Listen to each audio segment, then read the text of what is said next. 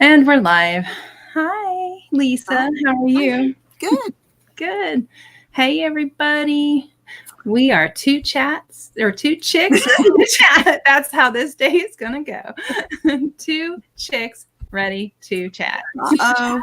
That's me. Is it you? I think I got mine under control today. Mhm. Oh my God. Okay. Got it right on. You know, I have watched so many channels today that have started rough. So let's just do it rough. No other way. I know. So anyway, this is Lisa. Lisa's been on the channel before. Most of you know her. All of you probably know her from Couple of Pickers. And she's the good half. Sorry, Rob. Is he still there? He's still here. Yeah. No, they're both a good half. But of He's course, my eye candy, remember? That's right. We couldn't bring Rob on because he doesn't have breasts. Uh-oh, did we lose her? I think we lost Lisa. Yeah, she's frozen. I'll say hi to a few people then. Oh, I knew that was going to happen. Okay.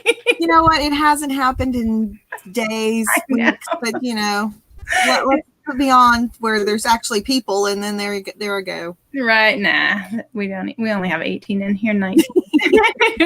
Let's just say hi to Jamie Airsoft. Hi, Jamie, my favorite Scouser.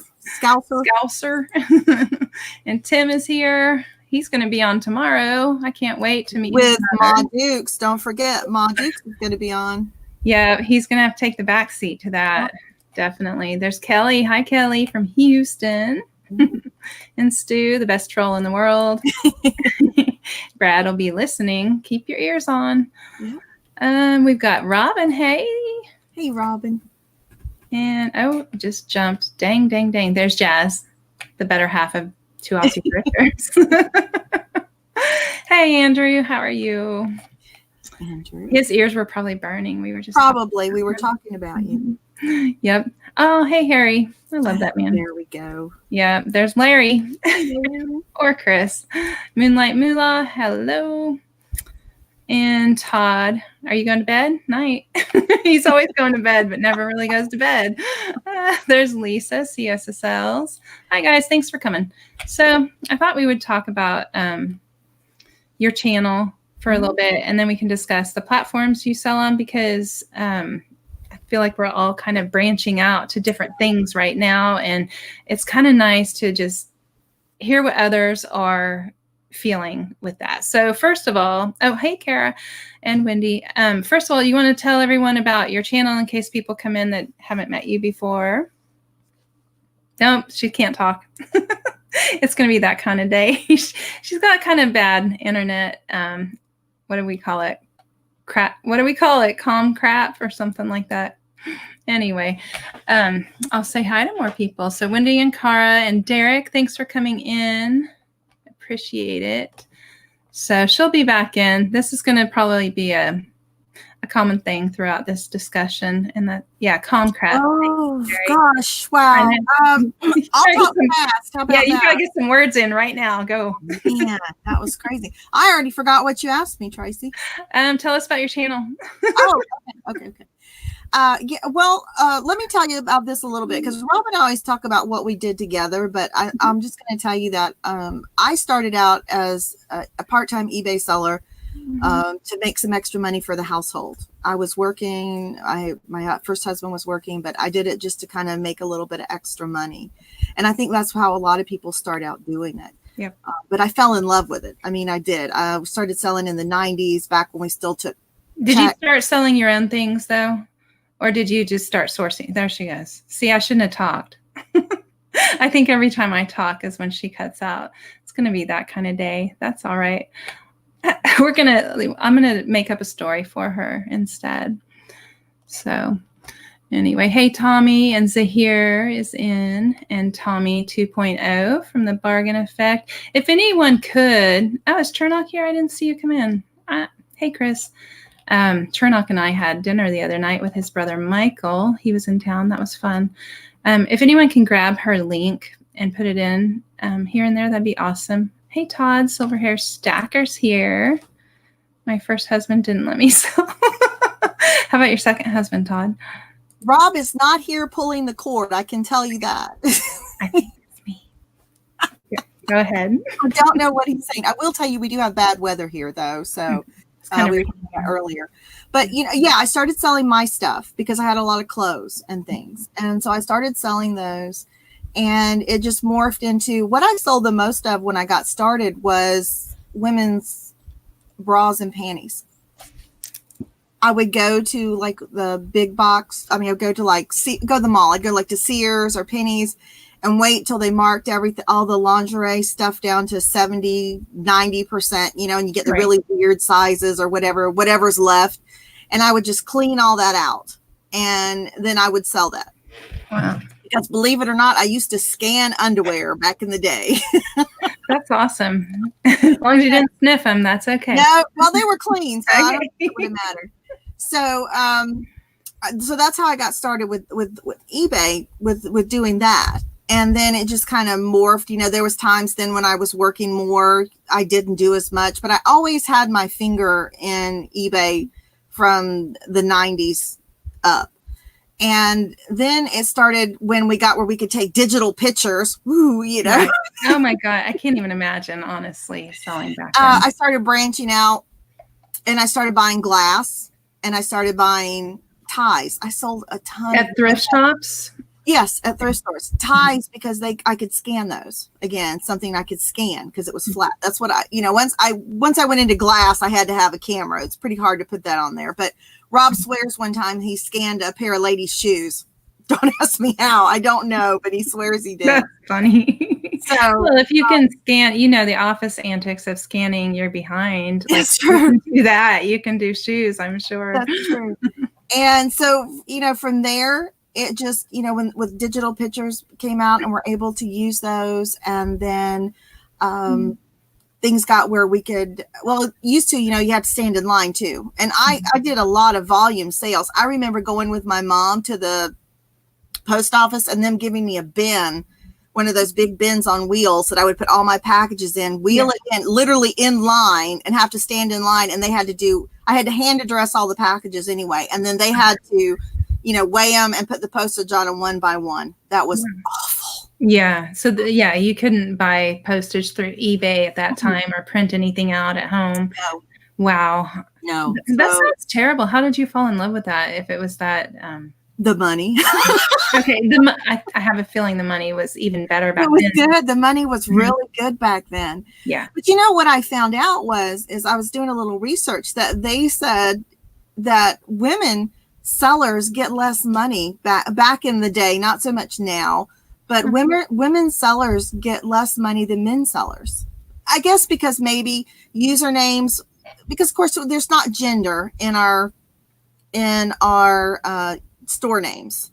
Some people do, but you don't have to, and you don't have to put a photo of yourself. You can have a logo. But they said that if they could tell your store was female, if you were female on eBay, women got 80 cents to the dollar for a man. I think that's horrible. I don't trust eBay to do any of that charting of anything correctly, but possible. It's very possible, I suppose. That was just, I read back then as well. Like that, it's different now, I'm sure. Yeah, that's what I'm saying. Things have changed so much from the beginning. I think it's a more even playing field, and I think on some of the situations, especially like on Plush, women have an advantage because I think women like to shop from other women. Yeah, like if you look at Poshmark, I think a female picture in your profile is probably a better thing than having a male picture. Right. And I think there was somebody that proved that. Didn't. Yeah. So, I think that at least the playing field's a lot more even now, where, like I said, sometimes it may even tilt for an advantage to be female. But, the one thing that I have is I have a partner in crime. I have Rob. A lot of people don't. And, I'm very grateful for that, because then once we actually met through a love of yard sailing. Go figure. There you go. And then we both found out we sold on eBay. And then once we got married, the natural progression was, then we started our store together and we started our business together. So, and then you started a warehouse together, didn't you? We started a warehouse together, or just a house is what we call it. Some people call it a warehouse. We call it a house. No, you do have a lot of stock, but I see a lot of changes coming, and we'll get to that in a second. But Lisa is asking, do you think we undervalue things because we line to pay less because I don't know. Do we undervalue things because we're cheap? Sometimes I think we do. And I know Rob does. If Rob and if you gave us the same items and you said, okay, price these, Rob, I always say to him, oh, that needs to be more. That always needs to be more, because you have to take in consideration now we do sales, we have offers. So I think you should value your things. You should price them a little bit more than what you expect to get, to give you some wiggle room for negotiations and also for sales or whatever comes down the line. That's how I've always done it. Right. And I still do that to him today. I'll go back in. He'll say, oh, I listed. I say, oh, I better go change the prices. But that's good to have two people looking at that, because that's what I'm saying. It really works out well. I mean, and I think you and I talked about this, that we play to our strengths. Not necessarily things we like to do, because honestly, Rob doesn't like to take photos, but it's taken him a while, but he's really good at it now. Yeah. So he will take photos, he'll edit the photos, and then he gives them to me, and I do the listings, because I can do listings so much faster than he can.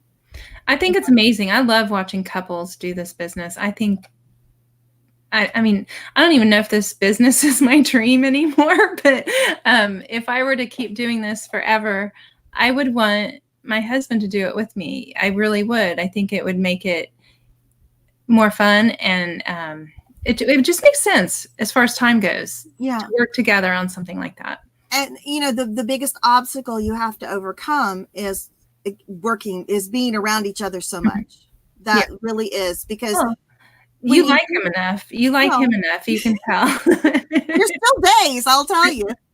You know, I mean, because, when you work outside the home, if you work outside, or they work outside the home, then, you've got that 8-hour break or whatever every day where you've got some time to yourself. And, now a lot of times I don't, because he's with me, and, if he goes off, now he does like to go off by himself. Yeah. And I used to go with him a lot more than I do now. But now I found out that I would like to send him off by himself a lot, It gives him time to do what he wants to do. Right. And then it gives me time to myself to do things that I need to do here for the business, or just for myself to sit down and read a book. Right. Or, pet the dog, or just kind of have a cup of coffee and watch one of the afternoon talk shows or something that I never watch or something. Right. I always wondered, because you and Rob have your desks real close to each other. Not my idea. Okay, because my husband's never in here, but his desk is right there, and I don't like being in here. When he's in here, I leave. So I can't. I would need my own space, I think, but it'd be nice to have somebody there, but just not too close, right? We had, at one time, we had our desks actually facing each other. Oh no, that was awful. Yeah, no. Now, I don't know what it is with him. I don't know. I mean, it's not that he's checking. I just think he wants to be close to me, which I should take that as very endearing. But I'm like, there is a room on the other side of the house. Mm-hmm. We have a shed. We have a garage. There's plenty of places that you can put that desk, that it doesn't have to be right here beside me. But, I'm building walls. I think that's what I'm doing. That's why I have so many totes and stuff. I think I'm slowly building walls around me. So yeah, exactly. Well, like Tommy's saying there, that's the problem. Destiny and him don't get the chance to miss each other. And that's so true, because I used to travel all the time, and you almost have a stronger marriage sometimes when, you're absent from each other. She's frozen again. But the absence makes the heart grow fonder, stands true. That's why I book little weekends away here and there, even if it's just, another town over, or go visit friends. But working together, that would make it a little bit more difficult. Hey, there's Tim. Hi. Hey, y'all. What did I miss? Can you start over? You're not going to want us to start over, Tim, because she's only cut out like 4 times. No, and I can, when I'm out, I can hear you. So it is true. I mean, that's one of the big things, you're absolutely correct with that. You don't have time to miss each other because you're constantly together. And that's one of the things where I finally let him start doing a lot of the errands and stuff. He seems happy about it. And that's what I joke about him when he says, "Oh, I'm going to go into town, I'm sure." This is going to be fun. Yeah. So, but that's okay. That's good. I still love him. Yeah, of course. It's just nice to have a support, though. Hi, Bum Crack Picker. Hi, BCP. You know what, BCP? He has really. I'm just going to sit here and laugh this whole time. It's fun. You have inspired her, I think, Bum Crack. So there. You inspire me every day. Just what you deal with and how you get through it. You'll be fine. You'll be fine, buddy. I could never work full time with my husband. Yeah, I'm not saying like that it would be easy, but it would.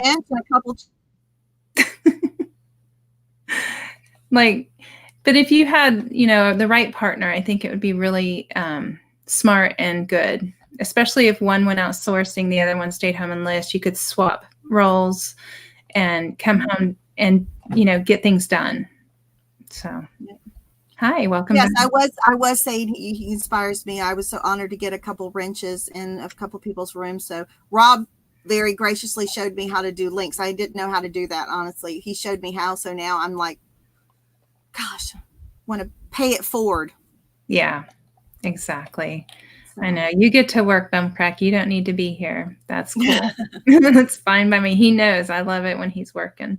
I do too. I love to hear him say that he's been able to get through stuff or get things listed or work on things. That's just wonderful. I think we all stumble. Lisa, I know I've had a rough week. I didn't list hardly at all last week, and I'm supposed to be putting full-time hours in now, but I had so many life things happen that's what happens to all of us.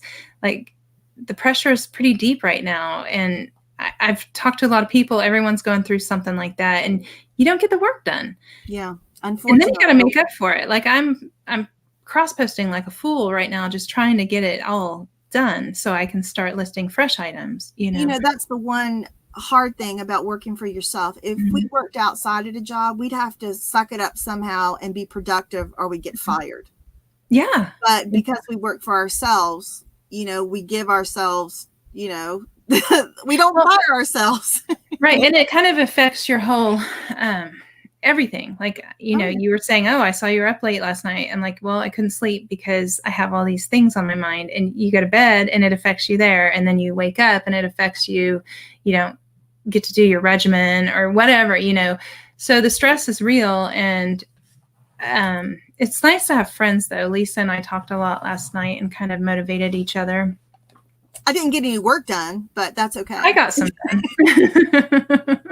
I think everybody knows that. Whenever I say I'm going to do a working hangout or anything, whether it's public or private people, I get no work done. I know. You really didn't, did you? I thought maybe you were doing something, but I was doodling. Really, I had a piece of paper and I was doodling while I was talking to you. So there you go. There's my pretty doodle. I was doodling. Okay, I've got to show something real quick. Hold on. Let me make me bigger. Georgina, hello. I got a gift from Georgina. Oh, cool. Can you read it? I'm sorry. Did I roll my eyes out? Isn't that sweet? And she went to Greece. That. She went to Greece, to Athens, and I had asked her to get me an evil eye that wards off the spirits. Ooh. And because I had one when I lived in Greece. I had one, and I don't know where it went. And she got me some other things, some pens, and look how cute this little notepad is. You totally got this, Tracy. Isn't that cute? So thank you, Georgina. Appreciate it. And I was like, get me something and I'll pay you. She's like, no, I got more stuff. You're getting a gift. Oh, that is great. Very sweet of her.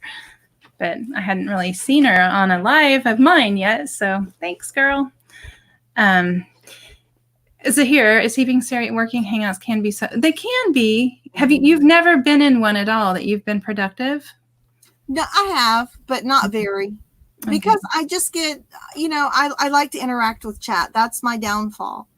I like to, if I just feel like a lot of times if people are in here and they're talking, they, they're sometimes they're asking you questions. They're here not just to hear, and because sometimes working hangouts, it can get quiet. Yeah. And I don't know, maybe I run my mouth a lot, and I have a thing sometimes about dead air, Well, I think I became really comfortable with comfortable silence. If it's an awkward silence, that's not so great. But if you're working, you have to look at it as this is a comfortable silence. You'll talk in a minute, get your stuff done, and then, you can appreciate it a little more. I'm trying. I keep trying. The only one, like I said, I can't do Jenny's list it or zip it because I absolutely cannot. Not while someone else is talking. Right. That would be hard. Yeah. I just absolutely cannot zip it. I just, not possible. But that's a good show for it is cute. It is. I love to watch it because I wish I could tell. I wish Rob would get on it and I could tell him to be quiet. That would be good. Exactly. Yeah, you get the quiet part and Lisa gets the loud part. Oh my God. So funny. Thanks, hi, Dumpster Diving Granny. Some new people in here. Thanks for coming, everybody. Yeah, so I know you have 7,000. Oh, hey, big text. 7,000 listings, just in case nobody knows, right? A little bit under. Actually, we're at 68 something, only because we've been selling quite a bit of merchandise and I haven't been able to keep up with what we're selling. We're selling quicker than I'm getting it listed, which is not necessarily a bad thing, but we go into every year, whatever year eBay started the anchor stores, we signed up the first year. So I don't remember how long that's been. Dang. But we've been an anchor store for quite a while. And every year our goal is we're going to max out at 10,000. We're going to get those 10,000 listings on. You don't know. We've made it to we've made it to 8,900, but we've never made it. I've never made it even to 9,000. But wouldn't it be nicer, and maybe not, but wouldn't it be nicer to just keep listing and never make it to that 10,000 because you're selling so much? Yeah, I try to keep that in perspective. When actually I get kind of, oh God, we're down to 60, we keep going, we're going to be to 6,700 now. But then I think, oh my goodness, that means that's 300 items that are gone. Yeah. And I have been putting on items in the meantime. So, that's pretty incredible as well. So yeah, I try to keep that in perspective, but still we have such a backlog of stuff, which I think we've kind of, we've done a couple garage videos that we've taken you out in our scary garage out there where we have so much back stock. That's quite a hit with people. Wants to call it.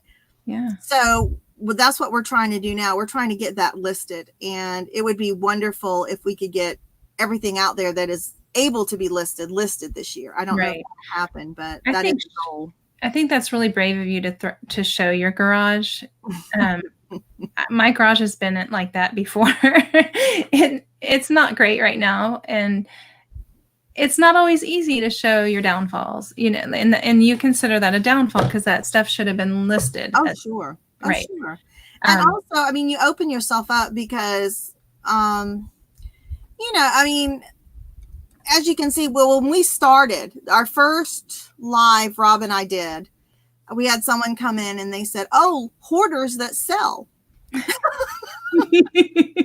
Yep. And I think it was Lobster that said it. I think you're right. So here, I'm sorry I have to read that. My store is an anchor store. It feels like it's weighing me down. Just want to get rid of it. Yeah. Zahir, I am down to 540 listing. It feels good. I mean, I have more to list, but not much. I want to keep it there. I don't want it to get bigger, but that's me. Everybody does it different. Poor girl. I feel like I should pull her out, but look how cute that expression is. So, anyway, Lisa's had some people reach out to her. So showing the garage on YouTube has actually been a blessing for a lot of people. Oh. Okay, sorry. Sorry. I want to apologize to you, Tracy, and to everybody that's watching. We have had a time with our internet. We've gone back and forth with them.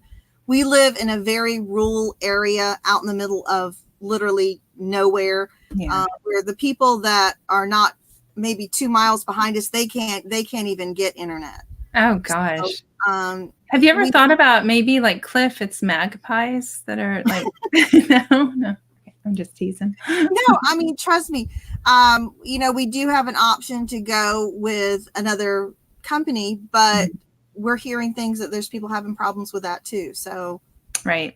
Don't apologize to me because I just like to talk to you. We're both talkers and it's just easy. And this is what I wanted to do today.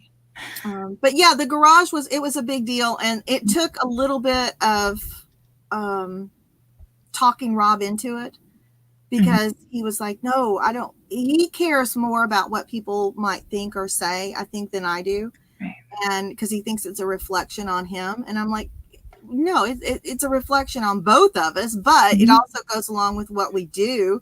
I think there's a lot of people that have piles that they just, whether they hide it in the, because I actually saw a program where a lady showed that she hid stuff in her shower, which I've confessed I do that too. Yeah, exactly.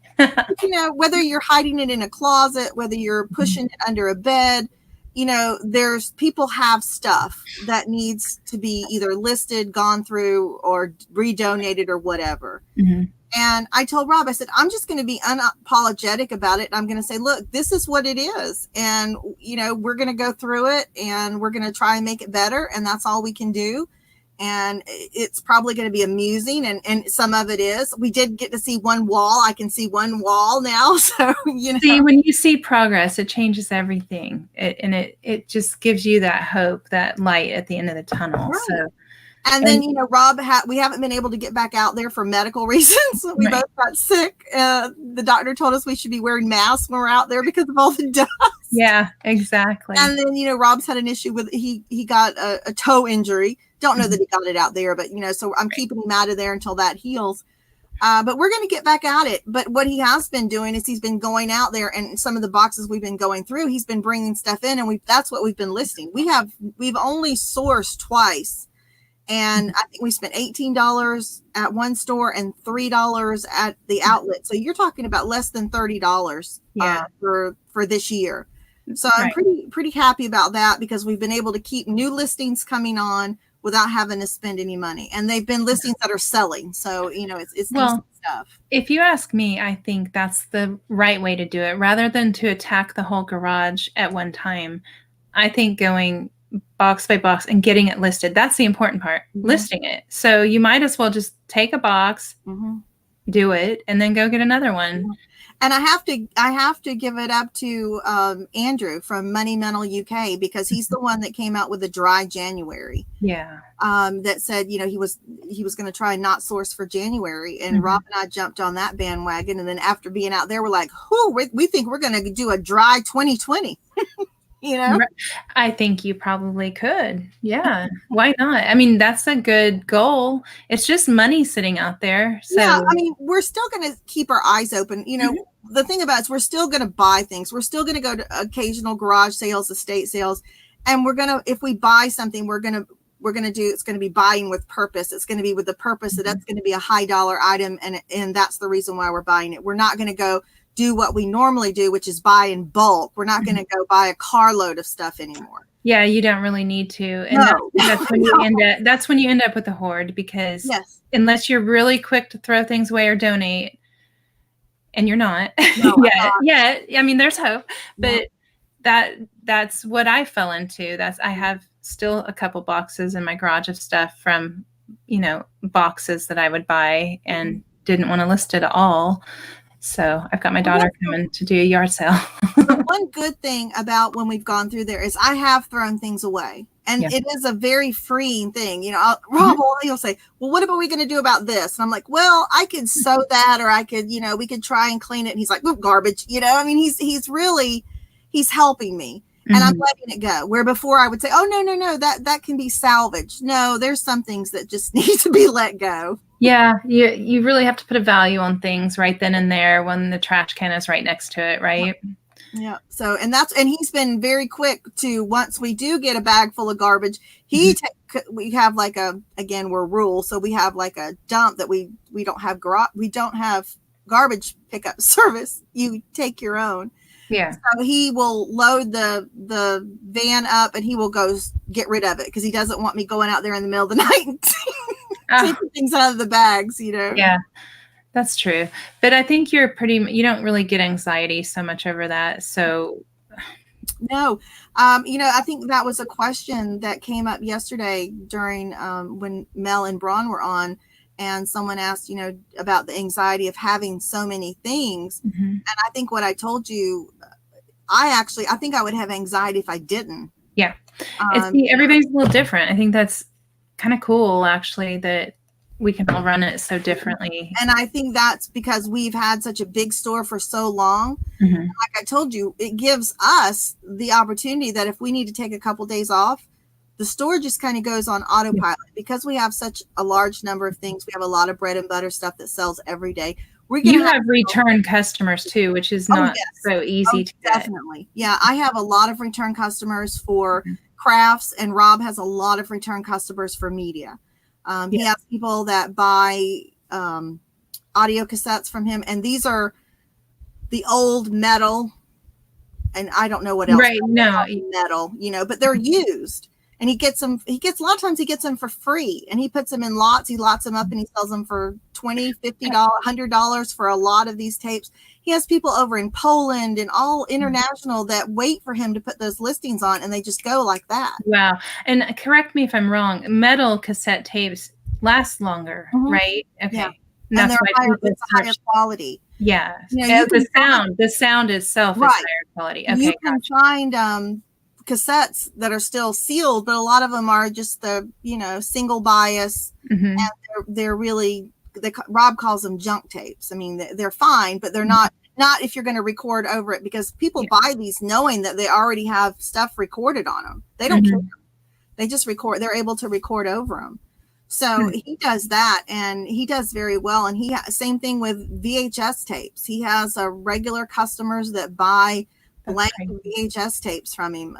You know, we get sound studios that buy from us, and we see them repeat buy. If he's got the same ones out there, they're going to repeat buy from us. So it's great to have that, to know that if you can get that it's going to sell.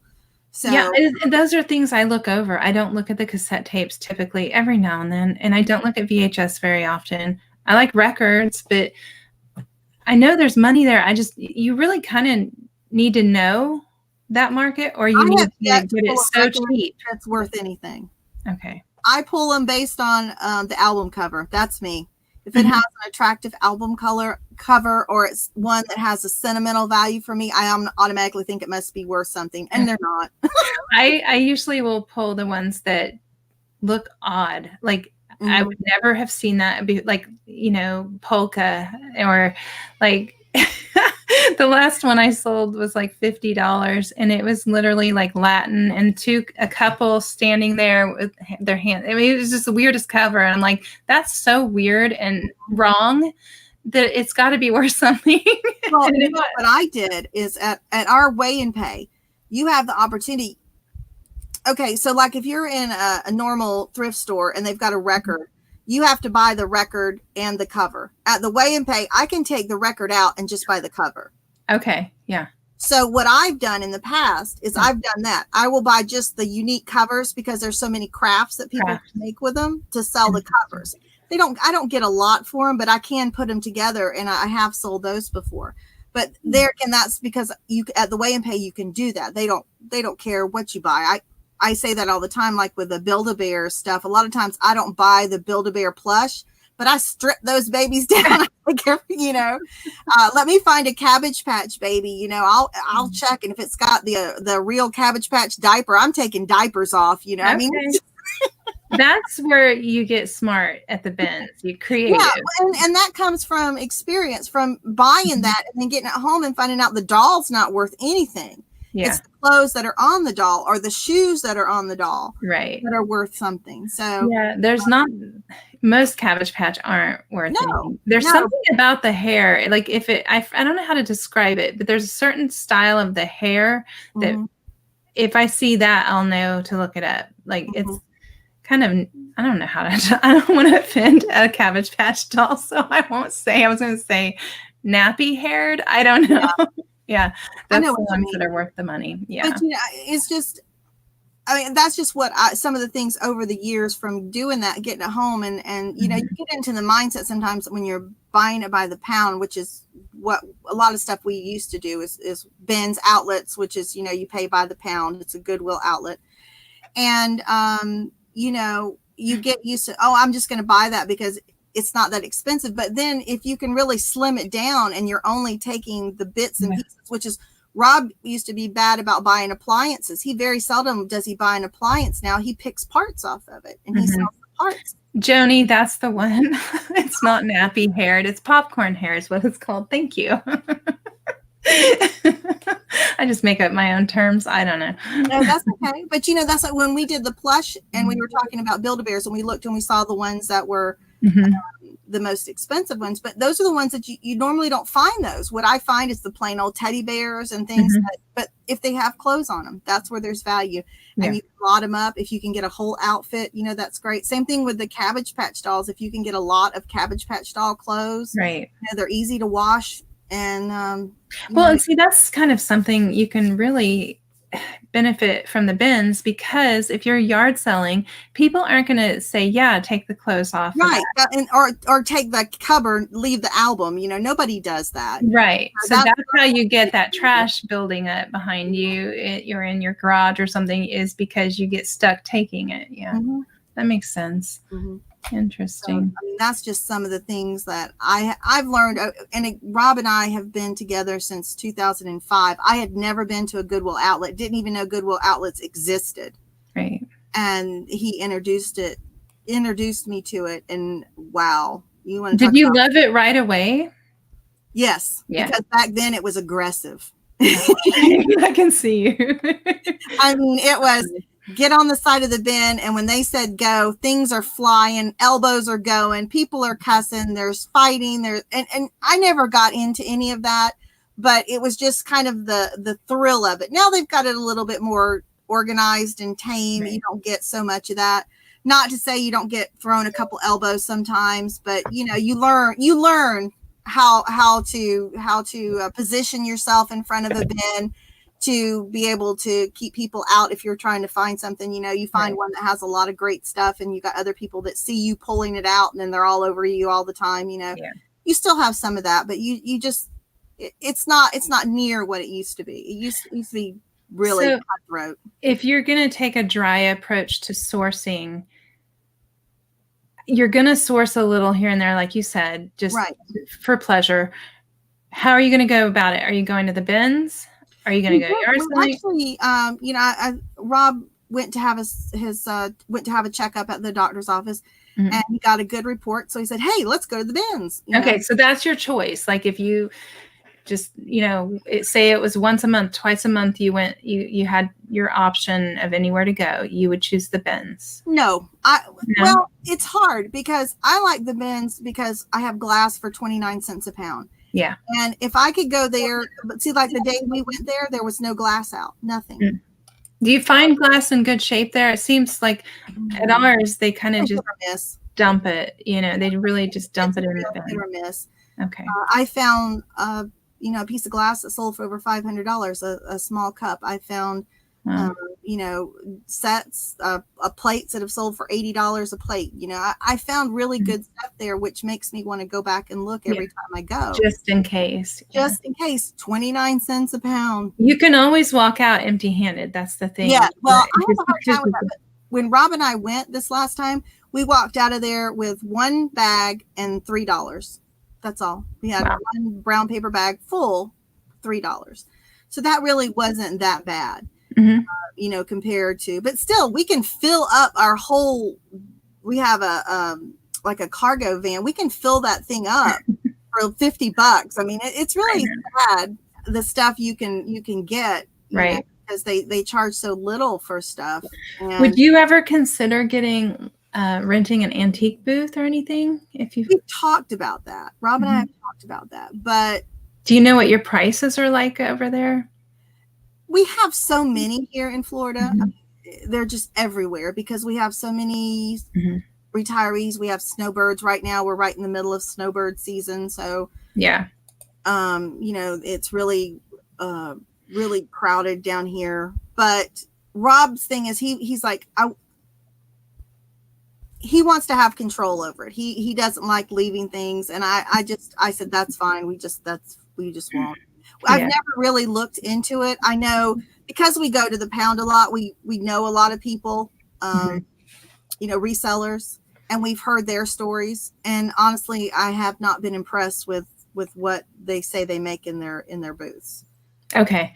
And it really comes down to the foot traffic and what you're paying. When I had a booth, it was very expensive. I never lost money there. I always made money, but there's cheaper ones to pick from. And then I talked to Kevin, Commonwealth Picker, and I said, how much do you spend on yours? And because he has 2 or 3 now, maybe, I think just 2, it's $50 a month for his, and then the commission. Mine was $250 plus commission. So that's a huge difference. Granted, the most important part, the foot traffic. Yeah. But I just wondered, because for me, it was a place to put my things, but I also had them listed on eBay. So where you have to be careful is, first of all, it needs to be close enough that you can go get it if it sells. Right. Second of all, it could be in someone else's booth because they get moved around all the time, shuffled around on accident, and or broken or stolen, or so it's kind of tricky. Because a lot of them have a system where you can look at the end of every night and see what's sold. So you could always pull off of eBay what's sold. I don't know. I was just thinking that for you, that might be a smart move if you could find a good one. Well, Rob and I, we've been together since 2005. We went full time in 2012, and we talked about where we'd like to see our business go. Right. I mean, Rob loves selling online. I think he sees himself doing that till the very end, That's good. I like, my goal for a long time, and I still haven't thrown this out, but I love an auction house. Yeah. I just like the hubbub, the energy that comes from that, the people. Are you saying you would like to run an auction house? Oh, yes. Okay. Yes. I would like to have our own auction house. Huh. And, I think, again, as part of it's his personality, because he would be uncomfortable doing that. So that's not something I think he doesn't really see himself. And honestly, I mean, I totally could go to auctioneering school. That would be fine with me. But I don't necessarily want to be the auctioneer, but I think either one of us would have to be. That's what I would want it. So, I mean, I don't know. I don't know if that'll happen. I don't know. But, life goals, maybe. Yeah. We had a movie theater that was for sale, and oh God, I pestered him forever. That's what I wanted, to buy the movie theater. It was an old theater, and convert it into an auction house because I thought it would be perfect. But that'd be pretty cool, actually. Yeah. That'd be very cool. I could see you doing that. That's cool. I've never really heard anybody's goals be that. So do it. In the fact where we live, we have so many estate sales and things that the merchandise is here. It is so here. And we don't have a lot of auctions, not auction houses. We have auctions, but we don't have a place where people, and the whole thing, everybody knows the whole success to an auction house is the food. Oh, yeah.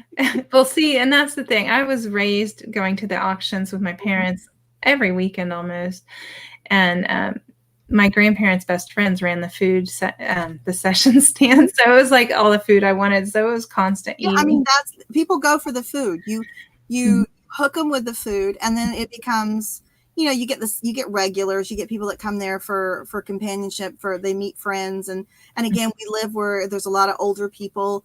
And I think it has a good possibility of being successful, but that's for down the road. And that'll be more talking to Rob. But we've also talked about going to auction school anyway, because you see so many channels now where they do auctions. Rob and I think if we were to ever do auctions online on YouTube, they would be lots for sellers. They would be wholesale lots. It's not going to be stuff that's going to be at value. I know, and you have to be super smart how you do that when you're shipping it. The shipping is so important. Right. Exactly. For a reseller anyway. Again, having the bins, having so many places to source from, and we have so much stuff. I think we really could put together some really good reseller lots for people that were starting out or were interested in certain things. So that's an avenue we're thinking about. But if we do that, I definitely would like to get certified as an auctioneer just for business purposes. Yeah, I think in Florida you have to be certified. There's people that don't, but you are by law. If you run any type of auction where you're taking bids, you're supposed to be. Because I know Utah's laws are different. That's why Dwayne. Every state is different. You have to go online and look at it. It's not bad. I saw Tim said that he looked about being a certified appraiser. I did too. I looked up that too. There is a lot of schooling that goes with that. That's insane. I took something, God, what was it? It wasn't that long ago. A piece of jewelry in, and I was having it cleaned and repaired. And I asked if they could give me an idea of the value. Oh, we have an appraiser come in once a week. You're welcome to sign up for that. I go, okay, well, how much is that? $150 per item. I'm like, $150 per item? I go, it's not that valuable. Don't worry. It's crazy. Again, I think if we were going to run an auction house, it would only be fair to the people that were bringing merchandise in or anything to have somebody that knew what they were doing to get their appraisal. So, there's so many things to that goal of that. So, I mean, but then again, I'm only 51 actually. There's the auction professional right there. There's never anything there though. Goodwill. He kills it. Hi, Mike. Hi, everyone that's come in. I'm sorry. We're just chatting away, but hello. I just love the truth. Like you said, you were there at auctions. There's people going and you can televise them. There's just so many different ways you can grow an auction. It doesn't have to stay and just be, in your local area. There's so many things that you can do and the way that you can grow it. And if you got good food, you got it. Right. Well, even just going to, like, it's been on my list of things I need to get into is going to auctions as a reseller, because I haven't done that as a reseller. I did it as a kid with my parents, and I just have a feeling I'm going to find something good out there if I start. So I just keep forgetting because I'm more focused on yard sales and thrift shops for some reason. My first auction, I had to learn to leave my competitive gene at home. Oh, see, that's the thing. Everything. That's the thing. You've got to know your number. You have to know before you start bidding what your max is. And see, I'm that person that will go over just because I'm like pissed off that I'm not getting it. Yeah. Yes. I had a number one time. I had my number and the guy kept bidding against me. And I looked at him. I said, I'm just going to tell you, I'm not putting this down. So who knows? I told him that he probably ran me up a lot more, but I won, but it was a disgusting amount that I won that, I had to pay for it. That was way too much, but yeah, I had to learn, everybody has to learn. That's true. So Tim's asking if the food is free at these auctions. I've never seen one that is free, but no. I have seen the Amish ones and the Mennonite ones that they do take donations only. We went to one that had a food truck, which that's a whole nother business there. If you had a food truck and if you didn't have a place and you're there to do it, you could always contract with a food truck. That's an old shriveled up dream of mine. I always wanted a food truck, and I'm so glad I didn't. And then another one, it was so funny. Rob and I went to this little tiny auction not too far from where my mom lives, and we walk in and the people greet us, and the first thing they say is, "Oh, you're so lucky. It's strawberry pie night or whatever, So there's always a pie at an auction. Diabetic, so we'll just go ahead and get him a piece of that, and just let him smell it. And it was a horrible auction. But nobody there was complaining. They were there shoveling that pie in. That's funny. Hi, Dawn. Oh my gosh. Wow, I learned something new about you, Lisa. I did not know. I don't know if anyone did. That's really probably cool. Not. I haven't talked about it a lot. I mean, Rob knows that. He knows that that's my goal. He's not too keen on any type of brick and mortar. I mean, he wants to stay footloose and fancy free, which is fine. I understand that. Well, and I think the online auction scene isn't at all what I see you're passionate about, then No. you want the physical auction. You want to smell it, breathe it, live it, and die there one day. I want people to bring their things into me to auction off for them. You know, I want that. I want. Hey guys, I know everyone in here is sub to you. We share, but a couple of pictures right there. Is that my husband? That's my husband that typed that. Somebody named Rob. Well, I'm glad he's in town. He actually left, but it's good to know that he's watching the whole time. Oh, he's not there anymore. I thought he was next to you. Oh no, he left when we right before we started. So I think there you go. It's nice to know I cannot literally get away from him no matter where he's at. You can't. Not when you're living online, huh? Well, no. I haven't said anything bad, so I'm good. Todd was supposed to be asleep by now. I've had many shriveled up dreams, but that's the cool thing is you can dream about it and then your dream can change. Yeah. And you know, I'm not even against, you know, there's the possibility of partnering up with somebody if Rob's not interested and there's, you know, around here, there's a lot of people that like that. There, you know, I could partner with somebody. And man, she's not talking a husband partner. No. No, God, no.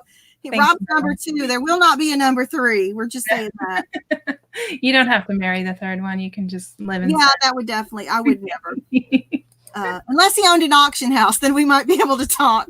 Right. Tempting. Yeah, so, and that's, you know, that's why Rally Roots got the church. And that's another thing that Rob and I have talked about. Mm-hmm. He knows I really want to buy a church, and I wanted to do that pre-Rally Roots. Again, for the possibility of eventually down the line using that as an auction house, because that makes sense. Because especially if you can get the pews, because you already got the seats. Exactly. And plus, if you don't need all the pews, sometimes pews sell for good money. Now that's true. And you can get folding chairs, or everybody can just bring their own lawn chair. We can be that kind of auction, you know. Bring your blanket or your lawn chair and you know, sit on the floor. Andrew's offering you future wife position. I thought I had a deal made with him today already, but I guess not. So you know what? Between his cow shed and my garage, we could make a fortune. Yeah, you just have to be hosing out all the water in the cow shed. You know, I finally got to see his cow shed. I'd never seen it. Yeah. So it's a cool space if it didn't get so wet. Yeah. So that was really cool, but I was really blown away by how much he had in there. Yeah. You know, but I wasn't anxious about it. My reaction was, oh my God, I would so like to get in there and start going through all that stuff. Exactly. I know he has a lot. For that to give you anxiety, it cracked me up. You know, I was like, oh, Andrew, you gotta get a hold on this. He can do it. I have faith. I'm a terrible accountability partner, though. I've clarified that. Oh, so okay, let's that's cool. I love the auction talk. We can talk about it again one day. I want to move on to other platforms because you and I both have been experimenting with platforms, and it's kind of a, I don't know, up and down thing for me right now. I'm trying to learn it all. It's not hard. It's just I brought everything in at the same time. You know, for me, it's a little bit harder for me. I talked about this with you last night with some of these platforms that are geared towards younger people. Mm-hmm.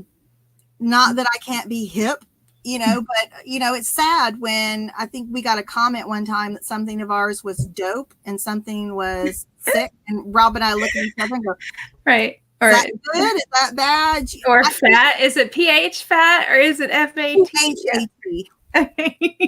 You know, but yeah, I think it hinders it a little bit, and people sometimes may be a little bit intimidated with some of these, but we decided we're not going to be that way. We're going to go ahead. We're going to jump into it. And some of the things, I mean, you heard Chernock talk about the grandpa hats. Mm-hmm. So, now I have grandpa hats. And if those are hip and thick and dope, then boy, we're rolling in them. So that's the thing. You're looking at it as you're older, but that is what some of these people want. Mm-hmm. They're looking for the older items. It just has to fit in with today, you know, with something today.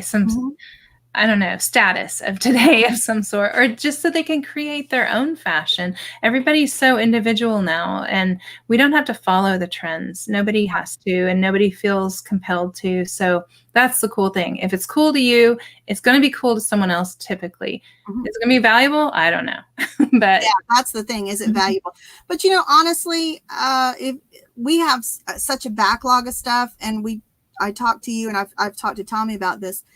Our mindset is different. Our business model is different than a lot of people's because we sell in volume. So if we can get $10, $15 for things, that's not necessarily a bad thing because I'll probably sell 10, 15, 20 of them. And, so I'll make my money in volume. It's not going to, I don't need to look for that one item that's going to be, $100 or $200 an item. Are we echoing lower average item price and still make money and be happy? Right. So I think the important part for me anyway, for that would be just list it and get it up there and don't worry about perfection. Right. That's kind of where I'm taking my mind right now too, is get the listing up fast because I need money. So if I need to perfect it later because it's not selling and I need to, change the photos or put more details in, that's okay. But what if it sells instantly? And because I have stuff behind me, it needs research. Like these shelves have things that I've put off because I haven't made the time to research them. Just get them up, do my best, and research when I can't sleep or something, and come back in the morning and fix my listing. I shared with you that that's some of the stuff that's in the garage. It's as we bought things, if something needed research, we would start a box, and then that box ended up out in the garage. Well, now you got a whole bunch of boxes that are nothing but research or issues that what's funny is now we pull some of it and I'm like, oh my God, yeah, I know how to list that now. Back then when I got it, I didn't know how to list it, but but yeah, I think when you're especially trying out some of the newer platforms that we're on too, we're trying to build a reputation, and we have zero feedback. So I'm willing to take less for stuff just to kind of build up, to have a customer. It kind of hurts to see that I have several platforms with zero feedback, and I'm like, it's horrible. I don't feel good about it. Therefore, I'm looking at it as I'm not going to sit on Grailed and look at what's selling right now. I know what I have listed. I've now paid for list perfectly to cross post. Just move stuff over. I know there's certain things that I'm never going to move over there, but if it's a good brand, whether it's a dress shirt, they say it's kind of streetwear. I'm pretty sure other things sell there too, or will in the future. Right. They're not going to sell over there if you don't put them on there. So exactly. I'm just going to put what I want to put on there and see what works out. And I'll do my own research that way. And that's exactly when I first started putting things on Grail. I was so particular, and I was trying to research everything because I wanted to make sure it fit their site. You know what? I thought I'm going to put it over there. It's something that they sell. They have a category for it. And if it sells, that's great. And I'll know then to put more of that over there. But I'm just going to start putting stuff over there, hit and miss, and see what goes. Right. And, and see what happens. But I was very pleased with that. That is definitely one of the sites that I would recommend to people, that if you're not on Grailed, it's free to list. It's free and it's very simple. And Tom, it's list perfectly. Tommy talks about it all the time. Chernock talks about it all the time. I've just signed up 2 days ago. Lisa, are you on it yet? Oh, Rob's too cheap. Okay, that's right. My husband about slapped me in the face going, why are you not using it? When I told him, and he doesn't even resell. He knows nothing about it. He goes, $30. What are you doing, dummy? I'm like, okay. Yeah. But it is hard. And like with Etsy also, that's freaking me out because I really don't have a grasp on that one at all. And I don't even know if I'm listing. I know I'm not listing to my best ability on there. I'm just putting some things over there to see. But that one's trickier, I think. Grailed is so easy. Just there's no reason. If you have men's clothing, it's only men's clothing though. So just keep that in mind. But they do have a woman's site. But I did look at that heroin. I looked at some heroin. I did too. Okay. It's designer. I was going to say, totally different. It's Gucci, Versace. And I thought, No, I'm not listing on there right now. Like, I think I may put, like, I've got some Prada sunglasses. I've got a designer purse. I don't have a lot of designer pieces right now. I have very basic items for sale at the moment, but I think I'll try it maybe for those couple items and see what happens. But totally different feel. Like, they're owned by the same people, but they do not match at all. Maybe they will. Yeah, I did take a look at it and I thought, boy, this is not for me for what we have. Not to say in the future, if I don't find pieces, I would still, list it over there. But right now, I just don't feel that we have what they're looking for. And we talked about, Posh. I have been on Posh. I'm not on now, but I'm trying to get a firm grasp on the platforms I'm on now, where I've got it going and they kind of are on automatic pilot, and then I can spend some time learning Posh and getting it set up right and feeling comfortable with it. So I've kind of sat that to the burner. It's going to be the second half of this year as we're getting more clothes, which is what we're listing. We're listing more and more clothes. I think that's really smart. A friend of mine from YouTube called me yesterday, and he was saying that he noticed I'm probably the kind of person that needs to master something before I feel comfortable moving on. And I am that person.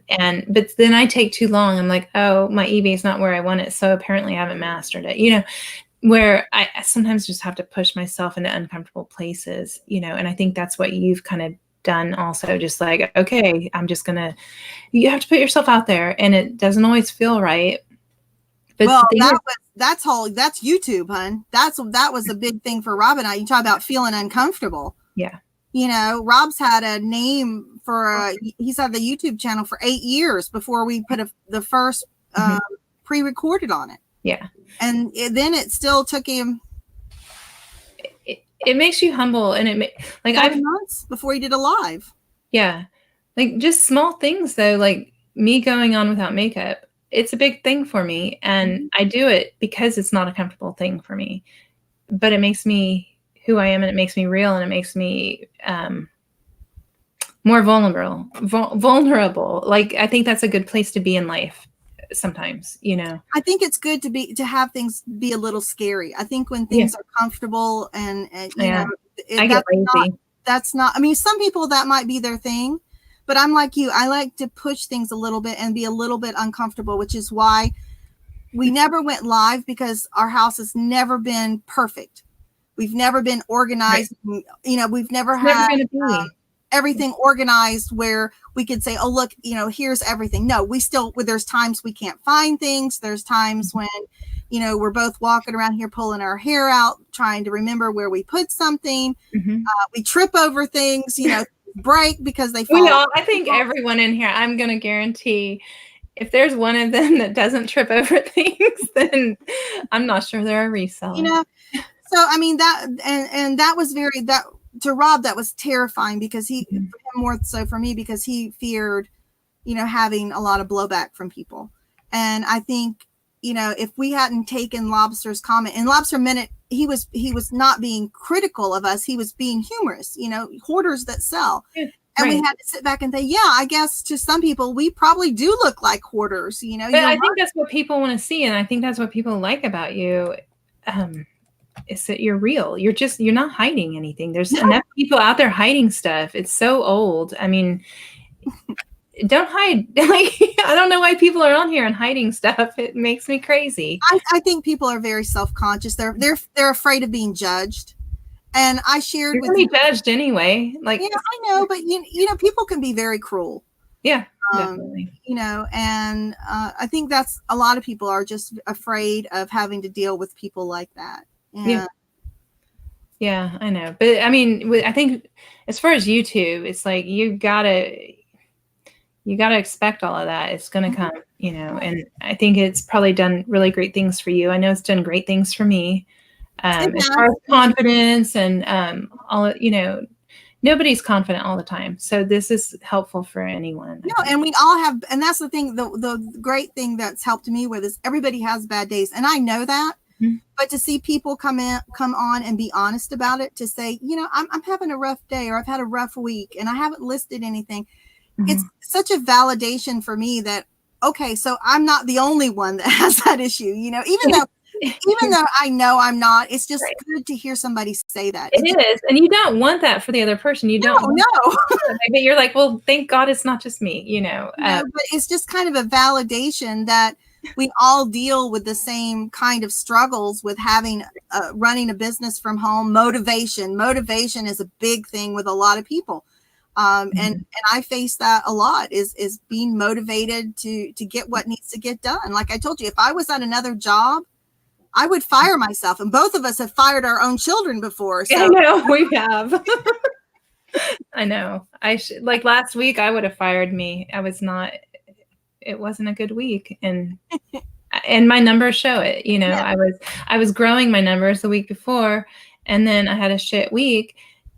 And it just always comes back to that. What you put into it is what you get out, unless you've really built something up that can sustain. And I don't want to build something up that will sustain itself. I just want to put my daily work in and get my daily money back and keep it churning. That's my model, Like I said, if we take a couple of days off, our store will go on autopilot. But if we leave it too long, it crashes just like everybody else's, because if there's no new activity, if we're not listing, if we're not going in there and updating and promoting listings or whatever he does that he says helps, we fall totally flat. I mean, it happens. We can go a couple days by having more stuff where it's not as noticeable, but it will nosedive just like everybody else. Yeah, I'll tell you, I had an okay-ish 3 days of not listing, and then add 4 more days to that. And yesterday was a $46 day on eBay. Now, granted, but Facebook's not bad right now for me. So anyone out there curious, I don't know.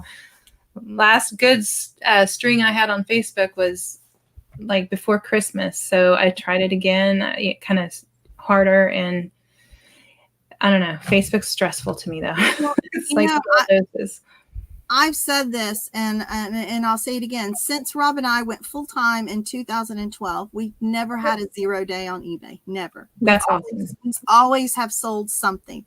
Yeah. We've had days where it's only been one thing, but there's been a sale.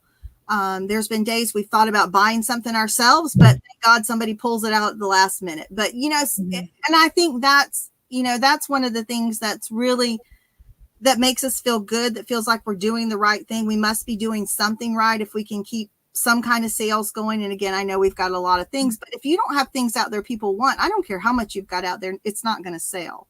Yeah. There we go. Real quick, Tom Curry. Yeah, you do.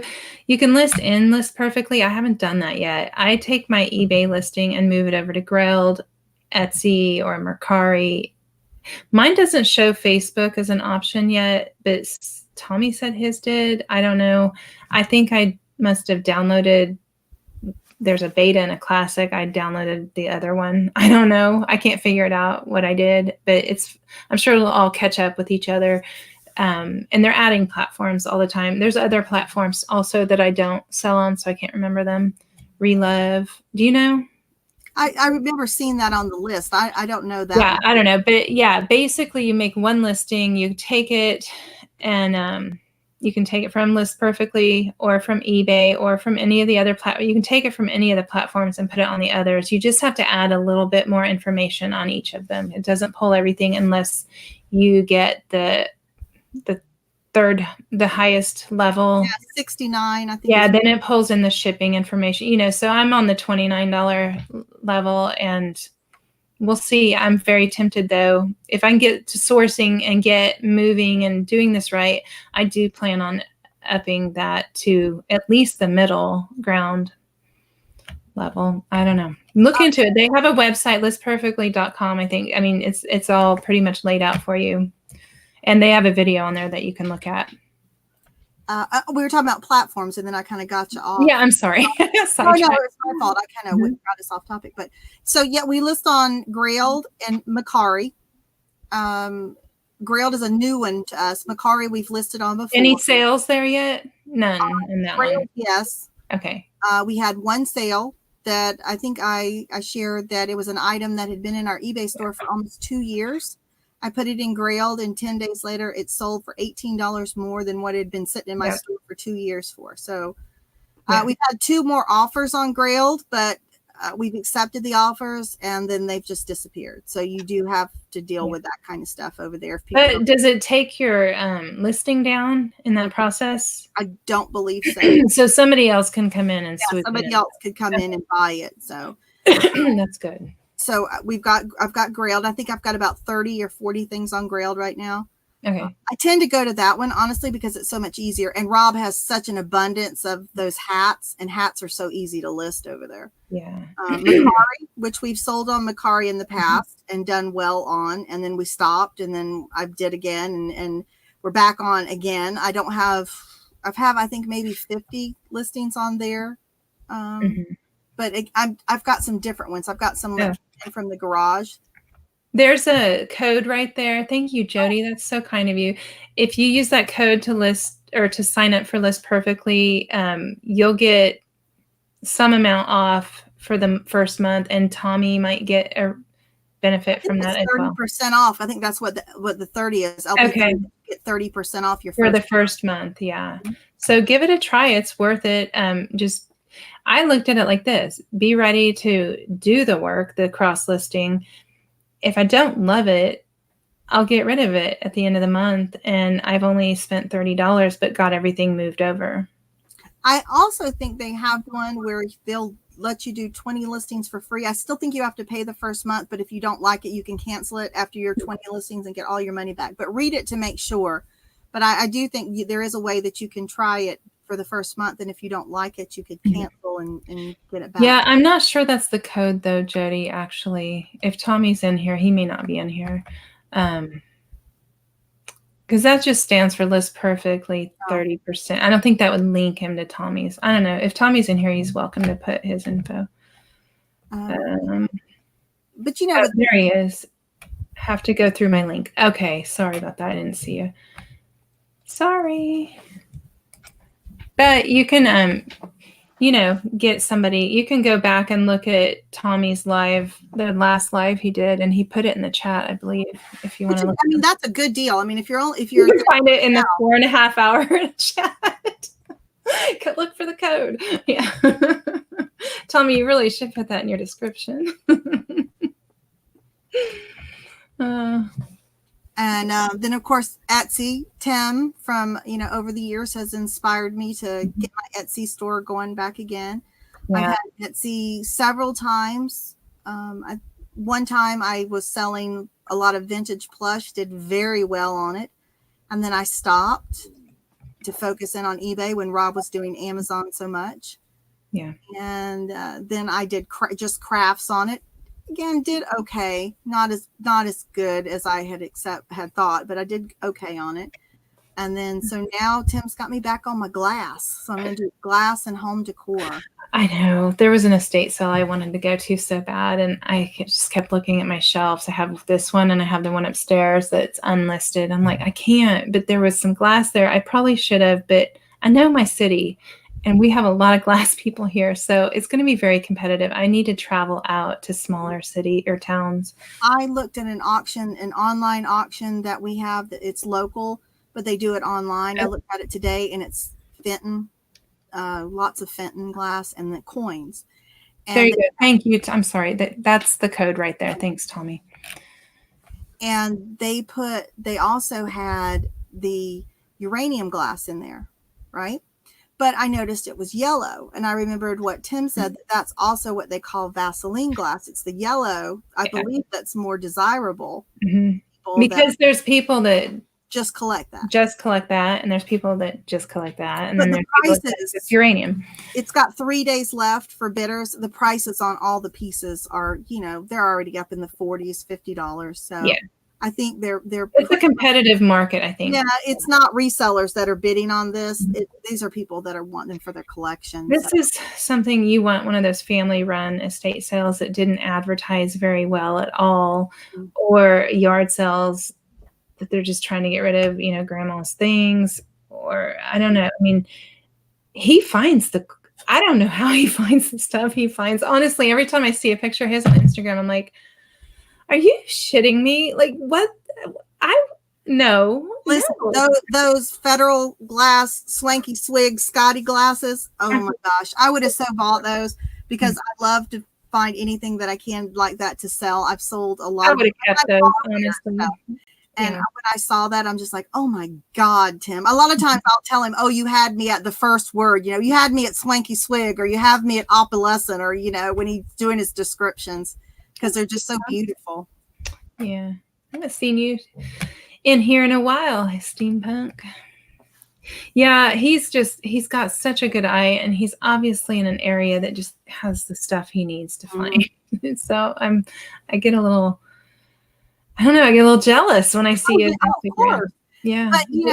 But what makes it great is he's such a likable person that it's a friendly jealousy. I'm not, yeah, I'm not making a voodoo doll with a beard or anything, but not yet. Now we might. Okay, hold on. Don't speak too soon. But I do love using his shop. I always use it as a reference. Kathleen, I miss you. Hey, God, I haven't talked to her in 8 months, maybe. Oh, my old friend's coming back. Nice. Michelle's here. Yeah, it's crazy. His knowledge, and I can't wait to talk to him because I really tomorrow on this channel, I don't even know, did I set up for I think 4:00 Central Standard Time? I have so many questions about Etsy, so if you do too, because I know you've sold on it before, but he is really killing it. Listen, anytime I can your questions. anytime I can catch Tim, I always do. I catch his lives. Because there's always so much information, and sometimes he doesn't even realize he's giving information. He's just talking. Sometimes you have to be like, slow down. Yeah. I have my notepad here that I take notes on, and I just write down, and some of the stuff is crazy because it might be 2 or 3 shows combined. And I might be, we talked about jock straps one time, and then we talked about hats, and then so it might have all this crazy information, but Rob knows, do not touch Lisa's paper that's on her desk. No. I know you are a jotter. I'm going to call you a jotter. I do love to learn new things, and anytime I can. And that's the one thing I think that's so exciting about reselling what we do, because you come across different stuff all the time. There's always an opportunity to learn something, and I try to take advantage of that. And that's the beauty of YouTube also. There's so many people that have knowledge in so many areas that I don't. That it gives me an opportunity. And then there's also people like I love to watch that just make me laugh, or that make me feel like I'm part of the family. We talked about Harry, Harry Humstone. I don't know if Harry's probably not here because he's working, but Harry is so close to 900 subs, guys. If you're not subbed to Harry Humstone, give him a look. He is what does Tommy call him? Like everybody's favorite uncle. I love him. Like I hate when I miss his. I really do. So Harry Humstone, and you're almost to what? We're almost at 800. Okay, super close too. We're close to 800. So which we never thought we'd get 8. So much 800. Isn't it crazy? I know. Yeah. My dad my dad is 84. My mom is 82, and I try to explain to them what we do, and they're like, why do people watch you? I have no idea, Dad. Right. I don't even know how to turn on. I, for some reason, don't have our names up. So, and if you're new here, this is Lisa from the Couple of Pickers, and I'm not familiar with this background, so I don't even know how to get our names back up. Tim put in Harry's channel, and I see Bob put in mine. Thank you. Rob's channel and his assistant. Yes, that's true. Rob's channel. No, this is Lisa's. It's Lisa's channel. I guarantee you. Hey, Pleasant Valley Picker. Yeah. So, yeah. I want to. It's hard when you're on a live stream and you don't want to take up everybody's whole day. So with him, it's like where do you stop? Like I could have gone last week in that live that he was on with me. I could have talked for literally 6 hours with him and not gotten bored once, because his passion is beautiful. Well, that's what's so exciting is when you can get people that are passionate about something, because just it doesn't really matter. It might be something you're not interested in, but their passion just kind of sucks you in. Yeah. And I have always loved glass. And when I first started doing lives and I would talk about glass, so many people just are like, glass, you know. And I don't sell the type of glass that Tim does. But to see him come in, I tell him I'm so thrilled because he's making glass sexy again. Everybody's talking about glass, you know. Right. Thank you. Oh, I'm sorry. No, I keep interrupting you anyway. I'm doing thank you, Jack Tom Curry, for the 5-pound super chat. I appreciate it. You are welcome. You know, videos about packing glass, and because that's what most people honestly are afraid of, is they're more intimidated with the package of glass and things that might break. Yeah. But you can pack it where it doesn't break. If Rob can do it, anybody can. And, you know, Ma Dukes, Tim's mom, has a great video on it from last week on Over the Years channel. So check that out. I just think it's great. And he makes it a family affair. You know, he's got his mom involved. He's got his girlfriend involved. And they're all amazing. It's so cool. Yeah. And I think that's what makes it sometimes exciting too, when you can see that the person's excited about it and then they also have family support, you know, from it. It's just great to see. It's great. And it's great not to be picking on the male species, but it's great to see a man that excited about glass. A younger man. Young man. Yeah. Young man excited about glass. Yeah. So what's your favorite kind of glass? Mine? I love barware.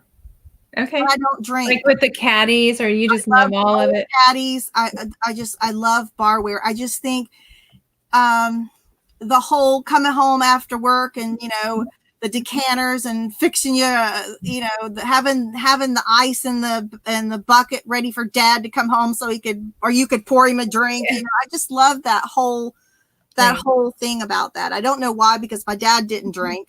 We never had anything like that, but I don't know. I just love that. I know, that's like me. My parents didn't really drink, so we didn't have the home bar. And I think that's why I kind of like to look at it too. I don't really want to own it. I just like to look at it.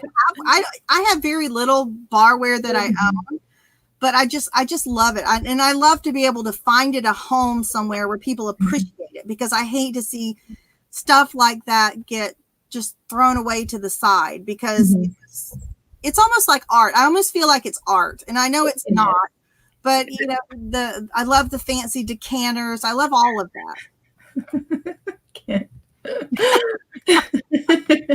Yeah, it's very Mad Men. I think that really probably brought it back for a lot of people. That's true. You're probably right. That's true. You're probably right.